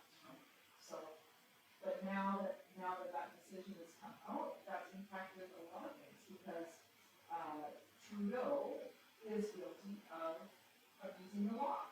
So now what is the government going to do to hold him accountable? But like they are doing things, right? Even his own ethics commission has violated all sorts of protocols. So, and all of that is now, is coming to light. So it's just taken a while. And then same with like, finally, we got the actual release of the contract between Pfizer and the government of Canada. So that took 2 years to release that. And right in it, it says the grounds of the contract is that the purchaser, who's the Canadian government, acknowledges that Pfizer does not guarantee that this vaccine is effective, and it doesn't guarantee that there will be no side effects. So, you know, so here, okay, now we've got that. So, you know, just even in the last week, I've gotten 10 pieces of actual documentation, evidence that, you know, there are, now we're seeing that the story that they told us was fabricated, that it was intentional to cause economic distress on small business, to eliminate them. I mean, the fact that they shut down all the small business, but left Walmart open, then they gave all this Why loans. would the government shut down small business though? They closed them down, all the lockdowns. Oh, I see what you mean, yes, Yeah. gotcha. And then it gave out all these loans, and now it's calling back the loans, and the small businesses have not recovered from that. Yeah, So it creates all this debt load on people, which then makes them enslaved, right? So there's just so many aspects to it that it is this deliberate construction of making sure that.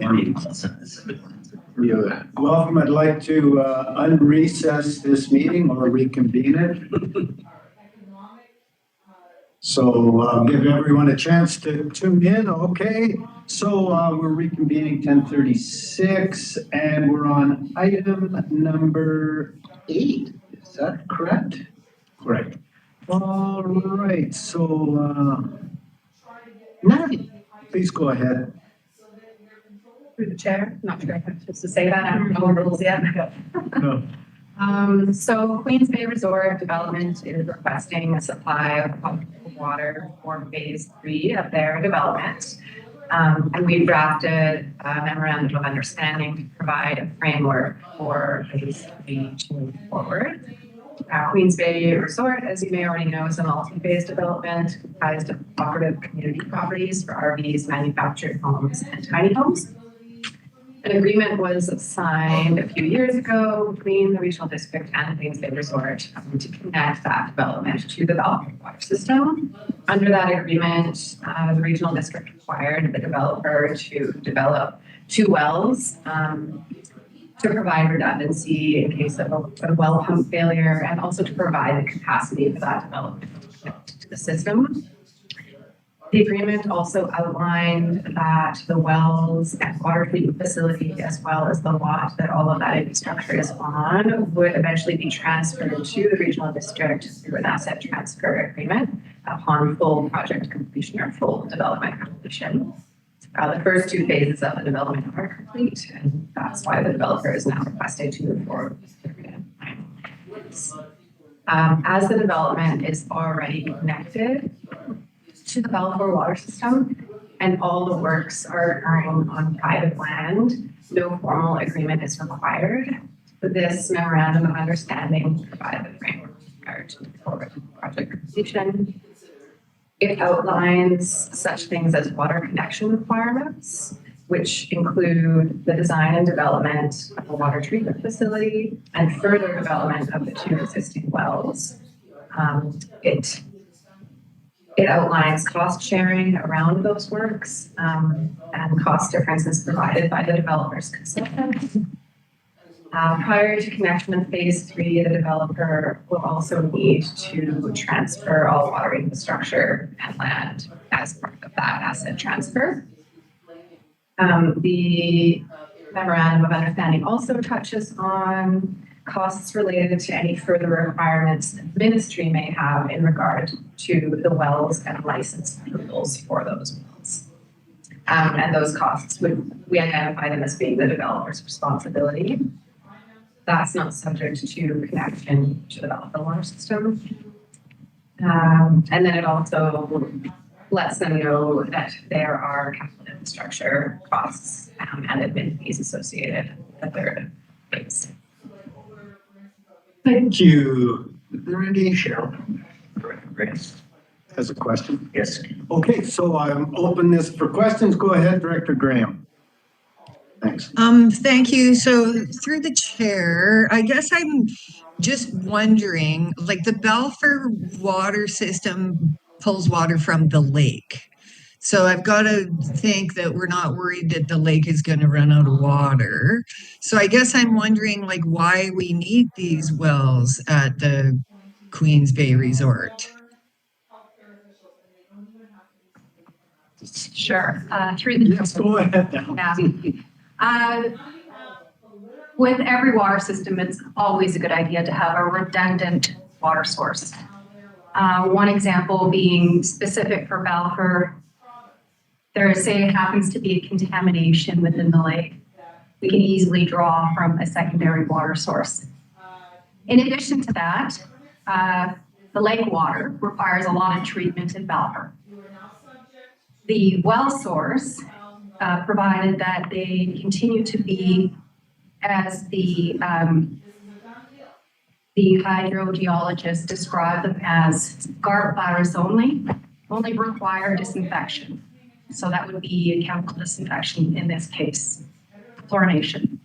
It is a cheaper water source, and if we are able to draw from that as opposed to the more expensive water treatment facility from the lake, it would actually be more cost effective to supply that system. So both being a redundant water source in the event something should occur with the lake, and then also a much cheaper water source to supply the system. If I can respond to this. Yes. And in addition to that, is that this system was before at capacity with the metering project and finding leaks. We identified enough capacity to bring one or other development online, but only in portion.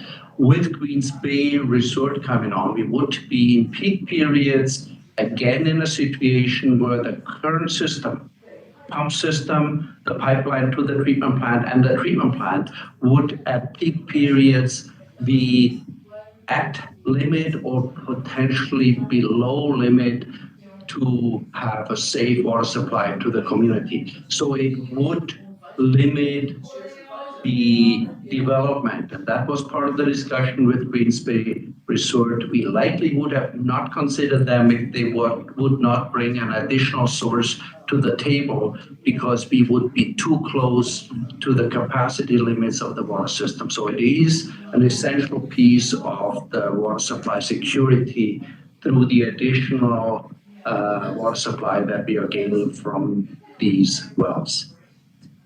Thank you. Supplemental? Yes, thank you. So just sorry here, I'm just learning. So supplemental, my question is the capacity, is that due to the size of the water line or like the amount of water that can be treated at one time? Like what restricts the capacity given that we're pulling water from the lake? Well, it's all three. It's the pump station capacity, it's the pipeline to the treatment plant, and the treatment plant. So all three of them, and 5-6 years ago, we were at limit with them. are very limited. They are all sized relatively close to its capacity. So the pipeline and the pump station meet what the treatment plant can put through. They all three would be at capacity if we would not have the well. And it would be a multi-million-dollar project to upsize all three of them. So that was the concern several years back, where we said, we need to do something about this because otherwise we will not be able to bring any, and this is even trailers on existing properties, we would not be able to bring any additional users online and needed solutions. Like I said, the metering helped significantly. The finding through the metering of leakage helped considerable, and the upsizing the reservoir helped considerably. But we were with the back to the wall before we implemented the metering without the additional development. Okay, that's great. Excellent question asked and answered. And yes, go ahead, Director Jackman. No, Yeah, sorry, I was just reading through the MOU and you decided to give us a just in case under item 2, well development and water treatment facility. A, B, C, and then B. Each A, B, and C have work to do with costs associated. B says costs associated with the above be paid up to maximum of 100,000. Does that mean the single item C above, or does that mean all of A, B, and C above, or all of them? 100,000, because I think it only means C. So all of them? I believe it's all three. Yeah, it's all the works. Because I've heard, sorry, the reason I questioned some well cost you hear, well, without the others. Just to make sure it's correct. Our total budget is not going to get blown away by the assumption that all three are covered within that. I guess what we're doing here is the reason why we have a cost share component is because we're developing these wells with more capacity than what the developer needed for the development. So we're going to bring on more capacity. That's why we're contributing to it. So that's the rationale behind it. So we're looking at paying any extra costs that the developer would. But Alex, I do believe it's A, B, and C that are being covered by that. Yes, yeah, that's correct. It could be clarified, the costs associated with A, B, and C above, if you wanted to add that. But yeah, it is those 3 points. great. Okay, so there is no motion. This is for information. I believe the speakers list is now completely respected. So the previous question from the director from the area, one element that might be of interest too is that we have 2 pressure zones in Balfour, and the wells feed the upper area that is current by the current system as well a pump system, meaning it is not regular flow out of the reservoir. We have to boost the pressure for that upper zone, and this allows in that upper zone that has capacity limitations to supply through these wells. Point of interest, is the upper resort, Reggie's old resort, is it on the water system? The one that's, I don't know what it's called, Kootenai Lake Landing? The one that was built 10, 15, 20 years ago? Is it on your water? The one that's the hotel past the. Yeah, The hotel, but he expressed interest a couple of years ago of joining us. And I might have given him, there's a capital infrastructure charge he'd have to pay up front. But I also, at the time, let him know that he would be responsible for cost sharing any water line to that property. At that point, I likely gave him wrong information. We've since clarified that the lake cover fees wouldn't apply to him the same way. So if he's interested, he might want to talk to us again, but still be quite expensive for him to join. Right, yeah, I was just curious about that upper zone and what have you. Anyway, that's enough of that topic. We're moving on, I believe. We'll move on to number 9, which is the Arrow and Erickson Service Area Establishment Bylaws Amendments. Eileen? Thank you, Mr. Chair. Yeah, so this is one property owner, or two property owners that have signed a petition to have the property removed from the Erickson Water Distribution Service, which also means it would have to be removed from the Arrow Water Distribution Service because all the properties in Erickson are also in Arrow. So this would be an amendment to the service establishment bylaw, which means that it can't be adopted all in one meeting. These amended bylaws would have to go through for a second and third reading at one meeting and then receive approval by the director, by the electorate on behalf of the director, and then adoption at the March meeting. The reason that this applicant, or I suppose this owner has petitioned out of the system is because the water pressure was low to the property. They drilled a well, and you're not allowed to have a connection between a regional district water system and an alternate water source. So there was a simple disconnection. The property was actually disconnected from the water service, and there just isn't enough pressure there to service this property in a way that would meet IH standards. So the staff recommendation is to support the petition out of the two water systems. All right, so we've got the speakers list. Go ahead, Director Papa. Yeah, thank you, Chair. On the speakers list, we have Director Turney on there, so you can follow me. The question that I have is, do you need approval from the water users to amend that bylaw to remove somebody that would no longer be paid any kind of taxation or water usage fees? These bylaws would have to be signed off by the area director on behalf of the electorate, yes. So a follow-up on that. Therefore, you don't need approval from the water users that are in that system to do that. Director can do. Yeah, in certain matters, a director can make that decision on behalf of the public. Thank you. That's one of them. I'm not sure the details of. And from a practical side, it's a large system, so a single customer doesn't really make a cost difference or a revenue difference to speak of. Thank you, Director Tierney. Okay, thank you, Chair. And to staff, I understand the low pressure issue. The customer drilled their own well. They were disconnected. Have they been engaged recently to inform them that their service is being discontinued from the regional district? They requested it. Yeah, so through the chair, yes, they signed a petition form to ask to be removed. They petitioned, so the official terminology is they petitioned out of the system. Okay, when was that dated?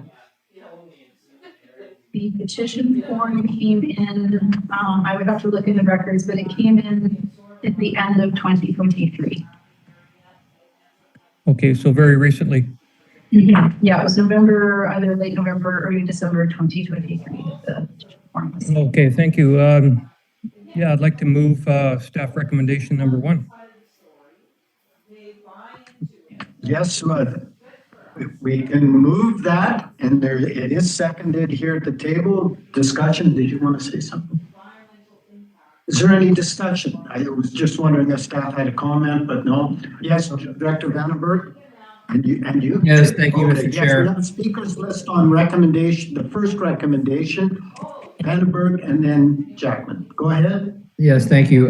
So with this removal from the boundary, is there taxes that would typically be paid as being within a boundary other than the tolls? this exclusion would now relinquish the requirement to pay taxes? Go ahead, Uli. Yes, there is no taxation per se, but we have a land charge that acts the same way as a taxation.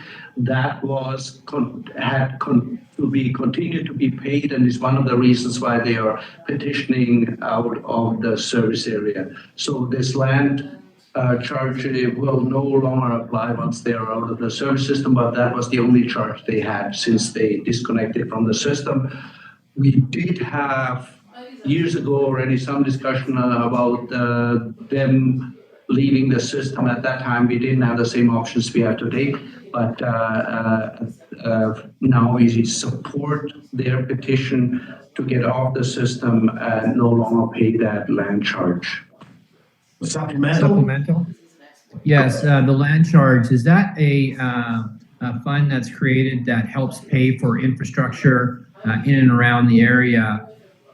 Is the primary question. The secondary question is, how many more in that immediate area will want to be excluded from land charges in the near future? So I can try to answer that. So the property is the one that is closest towards our treatment plant.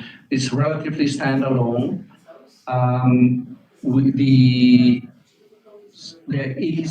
There were historically some other properties, but when we look at a petition, we look as well if we fragment the service area. That is not the case. They are on the outer edge of the system. So from our perspective, the fragmentation isn't an issue.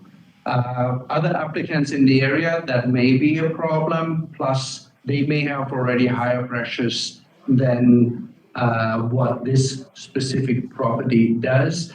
Jason, you probably may have more information about the latest. Yes, that block of properties here, I'm guessing maybe there's a dozen in that area, where starting at the north end by the treatment plant, their water pressure in this particular property is like 10 PSI or less. So we would never be able to put a water meter on there or because that would take away all their pressure. The other end, they're just over 30 PSI. So very low pressures in that area. If they have an existing connection, we continue to service them, but Interior Health would not allow us to put any new connections in that area because they have to be a minimum 30 PSI at property line. We did allow subdivision a few years ago at the south end because they just met the minimum requirements, but it's problematic. It's like they're not allowed to have pumping. Interior Health doesn't allow it. We can't put a meter on, we can't put a backup equipment on, so they're better off. And years ago, we did allow one other property to leave the service area, so it's not the first time we do this. So Director Weatherhead, quick question. Great, thank you. Director, we have a motion on the table, moved and seconded. Director Jackman, Director Weatherhead. Yeah, thank you. Just a very general comment. I actually know that parcel. I mean, there's a newer house, the biodiesel business, very large garden, huge garden, and fairly self-reliant. And this is where, when we talk about the lack of water in Creston Valley and all that, if for no other reason, they wouldn't be able to maintain their garden if in certain times of the day. So this is something we really need to pay attention to, where we are inadequate or marginal at best in providing service in some of these areas. It's too dry to leave your garden alone. You lose all your productivity. So can't rely on rain in that area. And August, September, October. There's other considerations too. So they are the closest to the treatment plant. We don't have storage of water at the treatment plant. We did plan to do that once, but ran out of money to do so. So we have a limited contact time between treatment plant and the first properties. So from that perspective, it's beneficial as well. Director Weatherhead, please go ahead. Thank you, through the chair. I'm in favor of this motion, but I just had a technical question on what are IHA's regulations? Jason, you mentioned for pumps, inline pumps and things like that. So you're saying that those are not, they do not qualify as a way to solve these pressure problems. I live in an area with a lot of elevation, so there's a lot of pumps around here hooked up to a municipal water system, the pressure pumps in their homes and things like that. So just curious of the technicalities of that. Thank you. Yeah, we discussed this a few times back and forth with Material Health historically. The only way they would permit pumping on the private side of a service is if the regional district owned and operated that pump. So we're not interested in operating hundreds of pumps. They do recognize there's a historical issue out there where these pumps were there forever. So does the regional district, our bylaw recognize that too. If you had a historic pump on the connection, we would continue. We cannot allow any new pumps to be installed on water connections. So it's not really that well known out there though, but it's not something we advertise, but it's, if someone asks for a new connection, they don't have enough water pressure, the solution isn't to allow pumping because Interior Health allowed. So Interior Health's requirement is minimum 30 PSI at property line. And regional district pump stations would be expensive, right? It would be at property line, they would need to be buried. So you're looking at pits for that. You have a confined space issue potentially. You need to bring power to the pump stations. You regularly need to check and maintain them. So this is not like a booster pump in-house where you can do that for a few $100s. That would be $15,000, $20,000. Initial capital minimum, and then you have the ongoing operating costs. So it is very ineffective and costly for a water system to have a pump station like that. Thank you. So we move. Good to know. Thank you. You're welcome. We moved the first recommendation, probably could move both, but we're sticklers here. So any further discussion? Seeing none. Any opposition? Seeing none, the first recommendation is passed. And the second one, which is just a slightly different service, different bylaw, it's moved and seconded in the room. Jackman and Popoff. Is there any discussion? Seeing none, is there any opposition? Seeing none, both of those will move to the board. Thank you very much. I think probably.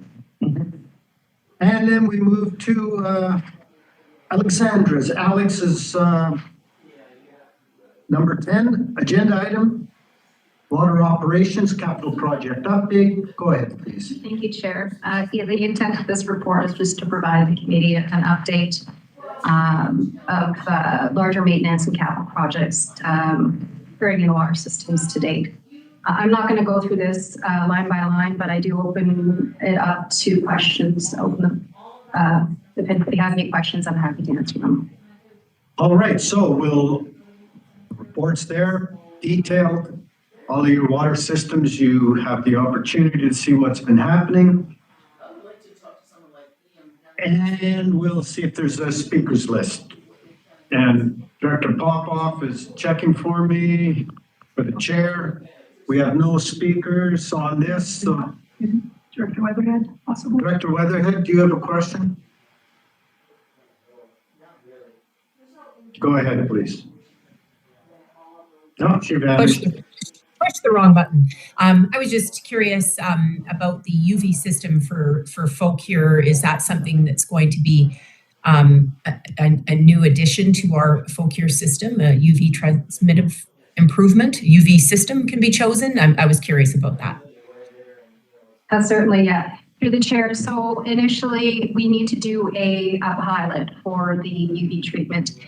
Historically, folk here does have a water quality issue with, at certain times of the year, dissolved organics, which does reduce the UVT or UV transmittance, which typically you need a minimum of 80% for UV treatment to be effective, depending on the type of equipment that you use, but 80% is what we consider a minimum.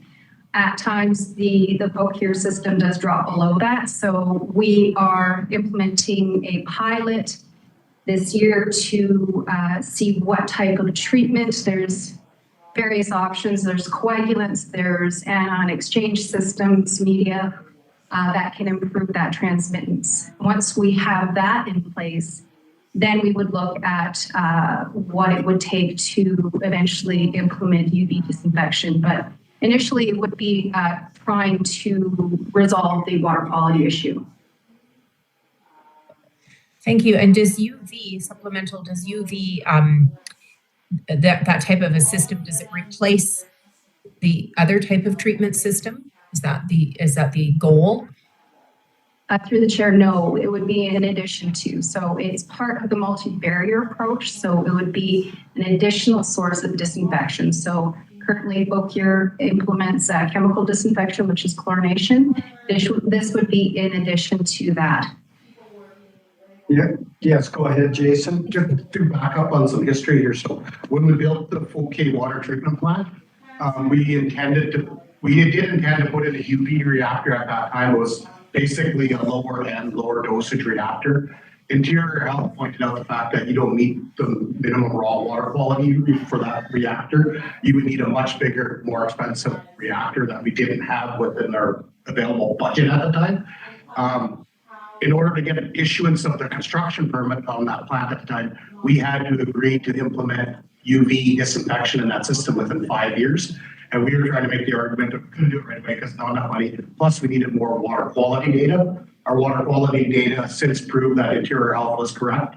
The UV reactors we were proposing wouldn't have been adequate due to UV transmittance. So far we've been delaying this as much as possible. Our water quality, in our opinion, is very good there. We do have the seasonal turbidity and color concerns, but we don't have any adverse sample results for bacteriological at this point.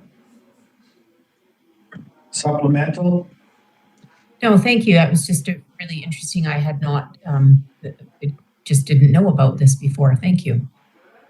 Dr. Jackman. Yeah, thanks. Through the chair, it's a little reluctant to bring this up, and I'm only going to share some of my thoughts, but the water main break between the outdoor rain and the early break has had a dominant effect. It's very significant. Discussed last night at the commission management meeting, working staff on that, to the point that losing the ice at this time of the year may shut down their season, require a refund of the 50% of the membership fees. That would put the society heavily in red. Be aware. And then I don't need to know if it's getting 40 pipe. Some of this is like PD2. We had another serious break, a couple breaks in that area, part of it to do with the ambulance station. Stuff you guys didn't do, it was just done. And the consequences of those breaks, again, had ripple effects. Some point, you just got to, if it's thin wall PVC, it's just got to up. The other one, the standby power generator, maybe it'll make you smile. Dr. Bay Clinic, IH targeted $300,000 standby generator budget, and you guys see this on the west hospitals on the west side for a little ATCO building. And I thought they're never going to spend it. They're actually going to spend $300 if you look at the projection. So putting that totally out of your mind, we have an estimate for the cost of our generators, like for Riendell and the other two sites through the chair. We got numbers now. Are we under the 60,000? Are we up to 80? Do we know?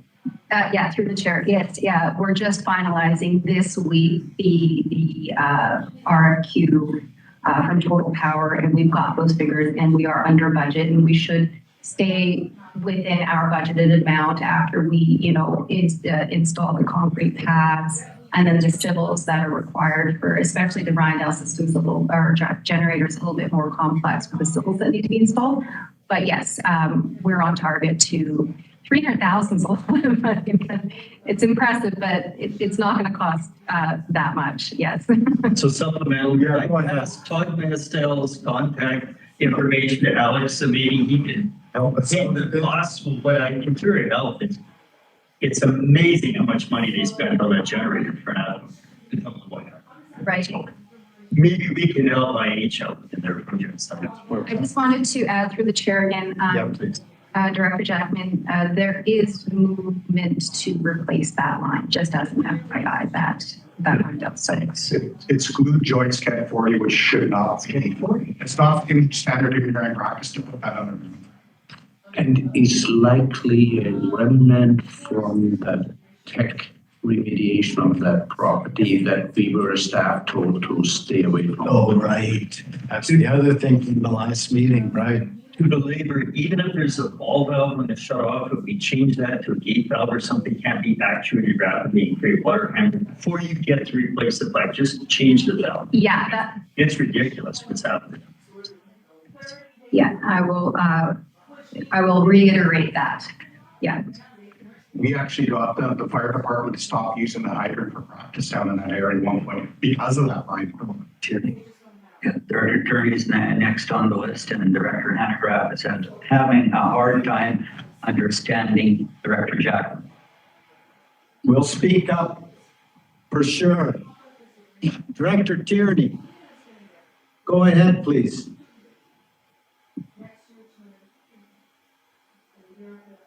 Thank you, Chair and staff. Concerning the Lister water system, I see in capital the procurement tenders for replacing the Crestview section of the line in February construction to be completed in 2024. I've also heard from other property owners that have had a lot of issues with their water line. And I've had discussions with Uli about this, the water line cutting across their field that I guess has been broken, and they have to dig up his field and replace it. It's happened half a dozen times in the last 10 years, according to the owner. And Uli is looking at the possibility of what it would cost to reroute the line around Peggy Road and down 14th at an extremely high cost, and whether I can support that through Community Works. I'm starting to get the feeling that there's a lot of issues in the Lister distribution system, and so waiting for that report as to how much that would cost to reroute that short section, very short section. And starting to realize that perhaps this water system and the users are not aware of the condition of their distribution system and what's coming down the pipe at them as far as capital costs. And I think it's really a time to engage that water system users and give them a assessment of where their distribution system is at the moment and what they might be looking at in the future. So that's just a heads up of what I'll be asking staff. It's something I think we need to do in 2024 is engage the Lister water system and give them the news of the condition of their system. Go ahead, Uli. So first of all, yes, Jason has that on his work plan to organize a public meeting in the Lister area. It is urgent to inform residents there about the massive challenges, capital challenges the system faces. Part of that is that we do a little bit more analysis in regards to the type and replacement needs of that. In regards to the specific project and the line that you and I were talking about, yeah, it is a short line, but that comment is somewhat, I guess, relative. I think it is a 300 or 600 meter line, 300 meter line. So not everyone would consider a 300 meter line or piece of line can be a significant capital cost, even if we, as you and I discussed, reduce the standards for the pipe that we apply here to lower standards that we would normally apply. But like I said, there's many considerations here. We need to do a lot more refining of our asset management plan, but it is a very deep hole for this water system at the current situation, unless we are able to define certain pipes that we can extend the life beyond what we are currently showing. So public meeting needed on the work plan. We continue to look at the cost of replacing that 300-meter stretch of line under the reduced standards, and then we will get back to you what that cost will be and what the options are for potentially financing that line. Yeah, if we get tender costs from Creston, which has happened this year, we can use that to refine our prices. All right, so yeah, go ahead. I just wanted to add to the particular type of pipe that is failing on the situation that you had just mentioned isn't everywhere in the distribution system. And we have identified that particular thin wall pipe that is prone to failure, and those are our primary targets for replacement. So, but I just wanted to stress that not the entire distribution system is that. It's just about 3 or 4 sections of it. Really, I guess to clarify, if we're looking at all small diameter pipe, it's potentially $6 million worth of small diameter pipe. Supplemental, Chair? Yeah. Thank you very much, Uli, and thank you very much, staff. That's really forward thinking to be planning to engage the water users. Appreciate that, and thank you for your reply. All right. Okay, we've had the report, the update, and you know how to get a hold of Alex. If you have further questions about your system, any of the systems. So we'll move on to the water quality report. Natalie, please take it away. Oh, I don't normally. I force you. You covered it. Okay, Alex, go ahead. Again, this report is just to summarize any sort of water advisories that occurred from September 1st to December 31st. I'm not going to go through this line by line, but if there's any questions, I'm happy to answer them. Thank you. And maybe one mention to this, there is actually an old policy that we need to still rescind that actually tells us something different in the way we are reporting these things. So the current practice is not in line with that old policy. We will come forward at some point with rescinding that policy. Thank you. Yeah.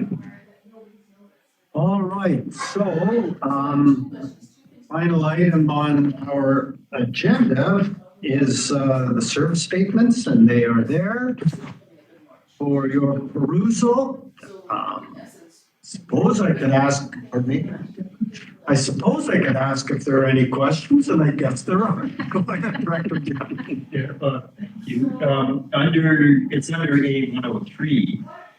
We had a $69,000 capital capital. I wasn't sure if that would, and nothing expended. Is that something we're not going to do? It's going to go away to do with the linear crew, or is that replacement of other equipment, devices or tools and stuff for utility trucks? Is that what lines? I got it. It's a service A103 under capital. We have a $69,000 item here. What this was for a vehicle replacement in Creston. We have a 14-year-old 1 or 3 ton truck there that is on its last legs. For staffing issues, we weren't able to complete the request for quotation last year. We carry it forward into 2024. In fact, because it's a one-ton, we added $11,000 in the budget, so we've been part of the budget discussions because we feel we might be tight with 69 for a one-ton, and the aluminum box that we need, the utility boxes on it. So we beefed that budget a bit up, but this is a remnant of that. We didn't complete the purchase and will be in 2024. So not under fleet because it's unique to the service. And it was a one-time in the 5-year plan. That's why I was trying to. Exactly, and it is the last vehicle that will be a cash purchase like this. In future, all remaining vehicles will be contributing to the reserve or do already, and the future purchases will not be in form of a one-time purchase cost, but through contributions from reserve, from vehicle reserves. Thank you. Speakers list, Yes, Tierney, Weatherhead. go ahead, Director Tierney.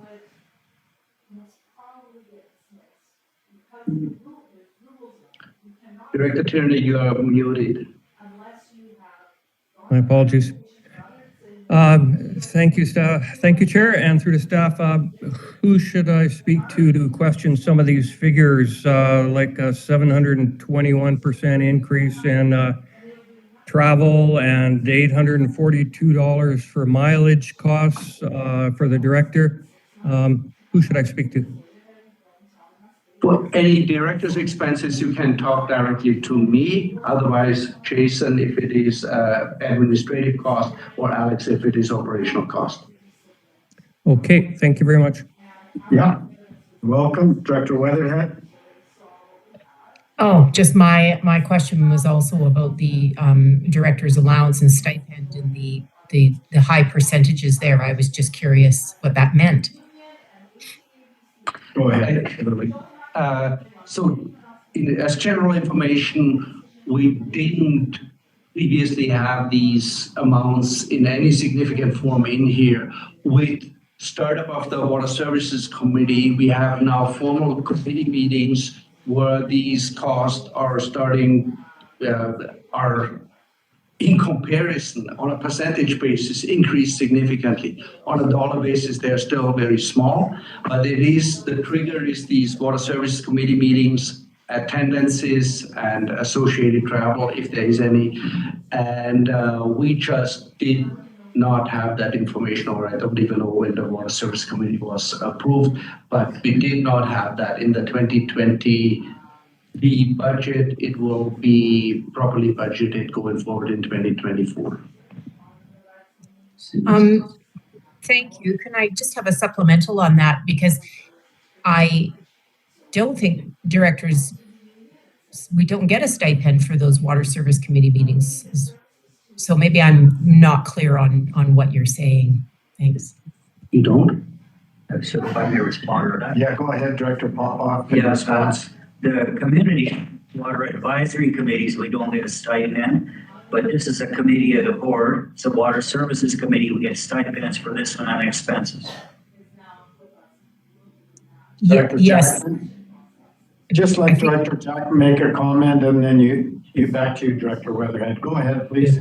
Yeah, so either my attendance here is being allocated out to two water systems, Riendell and Sanka, but it's got nothing to do with Riendell and Sanka. This is what I'm saying. Sanka has only been virtual, no mileage.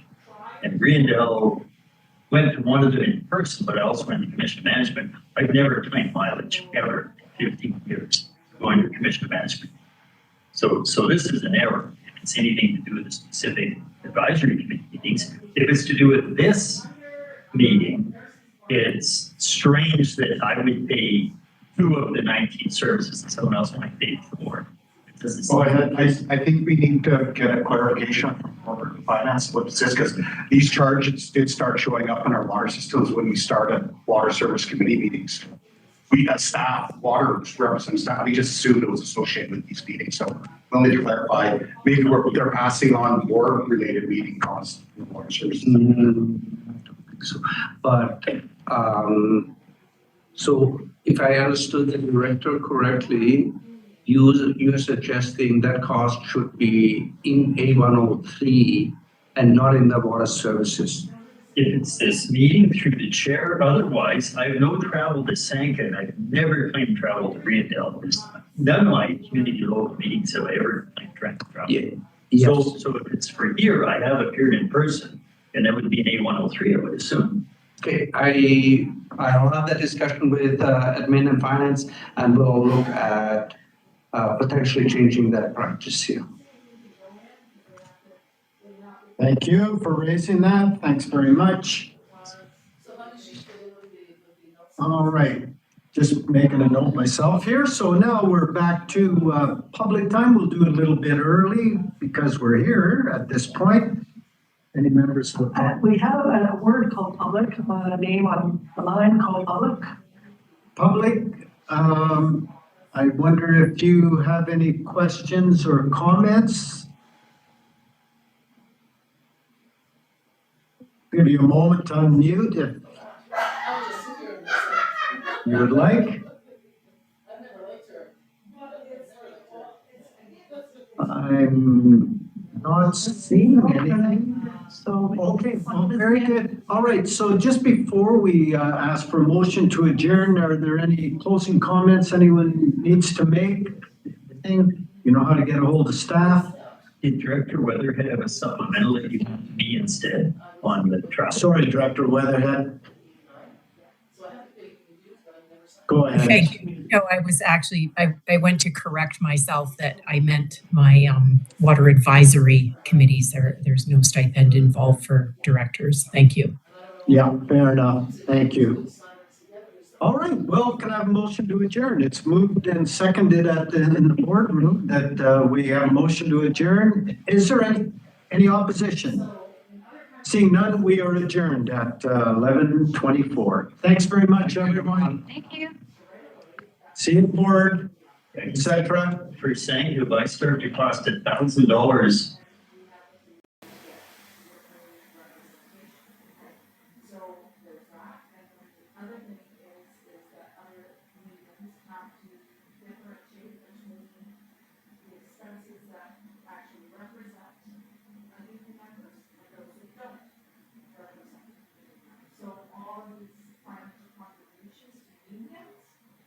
Are non-representation of members. It's, they're buying off political parties. And so then if they're buying off political parties, how are they at arm's length from the government? We're so totally compromised. We've lost our ability to represent ourselves because they have legally taken it over. Yet they're not representing us. They're using that money to buy favors and to benefit people that work for the union, right? At the same time as all of us are experiencing conditions that are, well, they're depleting us. So is there the hope that if you guys win your court case, you can get your wages paid for the last 2.5 years? I would hope that if you would be shown that if. Why they're fighting it so much, Exactly. that's a lot of money. Yeah. Well, it's not just that, it's the fact that if we don't stop the government from being able to do that, they can impact that on anybody for any reason. And if you're in a position where the government can dictate whether you can have a job or not, that shows us there's something wrong. Right? Sounds like that comment there sounds like that's the base of everything that's happening. Okay, the other thing that I wanted to know about, I don't know if you guys can answer this or not, but pre-97, I worked there for 8 years, and so I paid into a fund for pension, an overweight pension fund. And after that, they stopped taking overweight pension out of my check and they did union pension. So I'm entitled to 2 pensions. The first one is only $112 a month, but it never gets any more.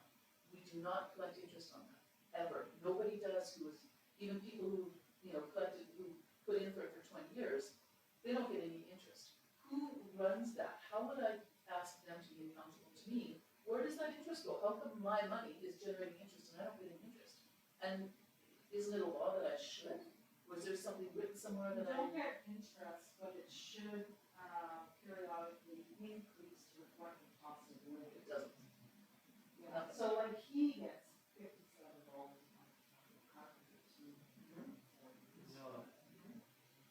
Whatever it is. It's increasing very little 10 years, maybe 50%. So no, you don't. You have pension manager fund, like the pension I'm in is the municipal pension plan, plan, which is, really what all your firefighters and hospital employees and government, employees, we all pay into that one.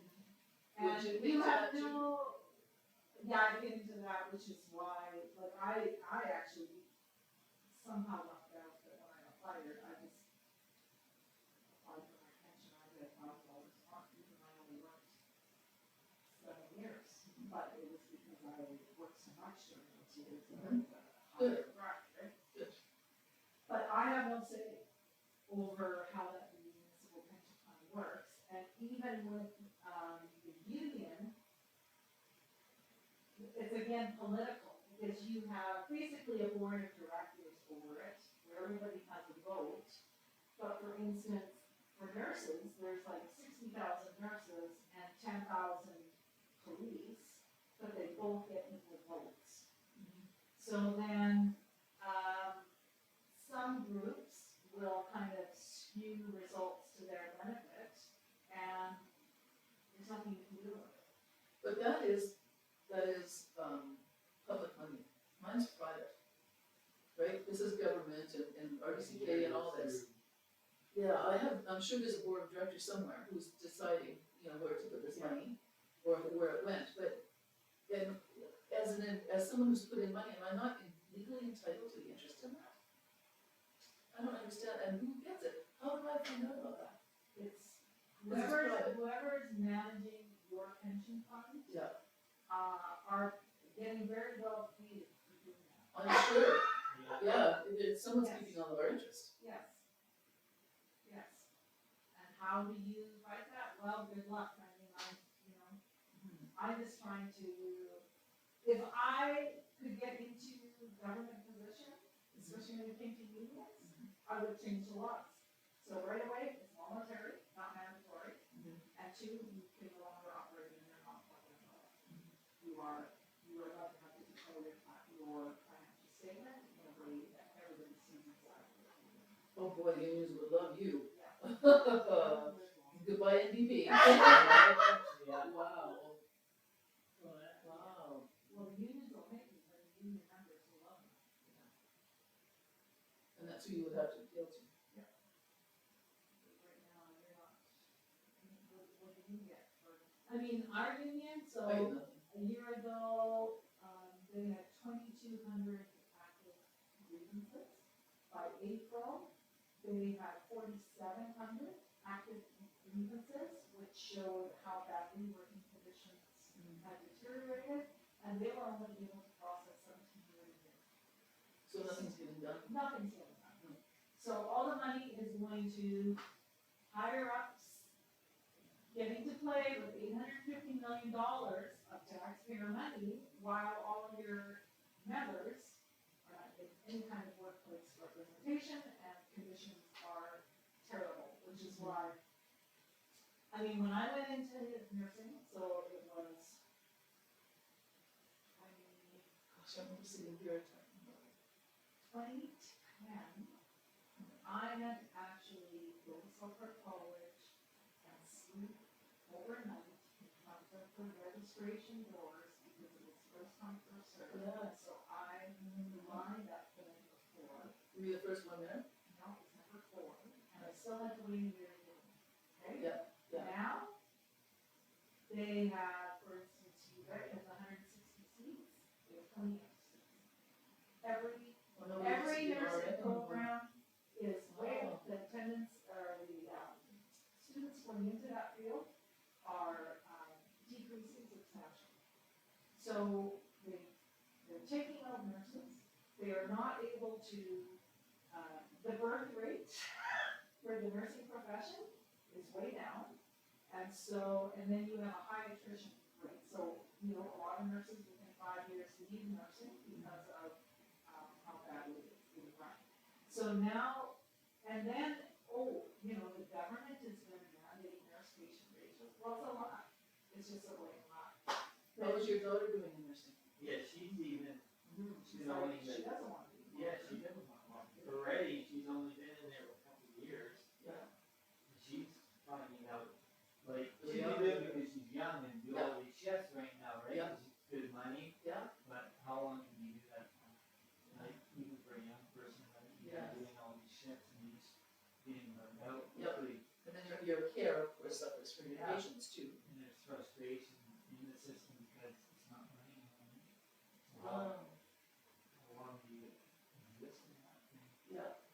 probably already, somewhere else, like over. yeah, I was gonna say she's probably looking at different things that she wants to do in the future, not, you know. Yeah, nobody looks at it now. Before it was, you know, like. Oh, yeah, Like it's that, good you know, for- you're working for the government, Yeah. you're getting good wage. Yep, good pension, good working conditions. Now it's totally different. And now I just saw a news article that Quebec, because they're so short. So it is like you have to do a degree program and then you have to pass the NCLEX exam to be able to work. In Quebec. Across Canada. Now Quebec is saying we can't, there's too many that are failing the NCLEX. Oh, wow. So we're not gonna make it a requirement, we have to pass the NCLEX. And we don't even, we're not even gonna require a degree program. Wow. So now they're significantly reducing the skill level required to be able to get the. Now, I'm not saying that the way they have the system set up is probably, because as soon as they moved it into an academic setting, it took away the skill level. So, you know, when nurses were trained in hospital, they had a way better product, And yet those nurses who were trained in hospital, when it was changed so that you had to have a degree, they had to go to school for a year, or they had to pass some test or something, right? well, there's lots that are just considered still diploma nurses, so they did the 2.5 years. Yeah. And then there was an overlap where then you had the choice if you could become a degree nurse, and then it became mandatory that you had to be a degree nurse. But now this 4-year degree program is like a lot of it's fluff. And then you're not even getting, the hospital time that you used to, so you're not getting the clinical skill level, right? So it's become very theoretical and not hands-on. And so then a lot of the attrition, issue is because, you know, nurses are trained in university or colleges, then they get on the floor and it's like, oh, you know, I don't really have the personal capacity to do this. Which they should have discovered that year one, right? Before going through the whole process to discover that, yeah, I'm not built for this, right? You did the 4-year program. I did, but I did the carry training I first. think they should have to take, I that should agree. be included in the RN thing. Yeah. A few months or whatever, that or No, something. I think the whole thing should be changed that, year one is carry level training with some basic, anatomy, physiology. Year 2, then you're an LPN. Year 3, you're an RN. And then year 4, you can go academic or you can go, specialty. And so there's way too much emphasis on writing essays with AP format. That's not needed unless you're going academic. That should be a specialty at the end of the program, not something that you need to do in years 1 and 3, right? So the whole education process has changed. And then at least that way, every year that you do, you actually come out with some kind of credentials that if you had to stop, you still have the capacity to work at that level. Whereas, Which is where you're facing, and you've been out of work for a few years. I had no doubt that you could go right back into your job and do your job as the same as you did when you left it. yeah, but they will be, because they know not to comply, right? And this is what I discovered, when you work in these organizations, you have to be institutionalized. So they know your name. So the education system starts the training with, you have to communicate the way that we tell you to communicate. You have to think the way that we tell you to think. If you question things, you get reprimanded. So I experienced that all the way through my education. And then I get into working for the organization, and it's again the same. You talk how we tell you to talk. You work how we tell you to work. You do how you're told to do, and if you don't, there is repercussions. So it's this institutionalized mentality. So even if you know that what you are doing is not efficient, or it's not in the best interest of the patient,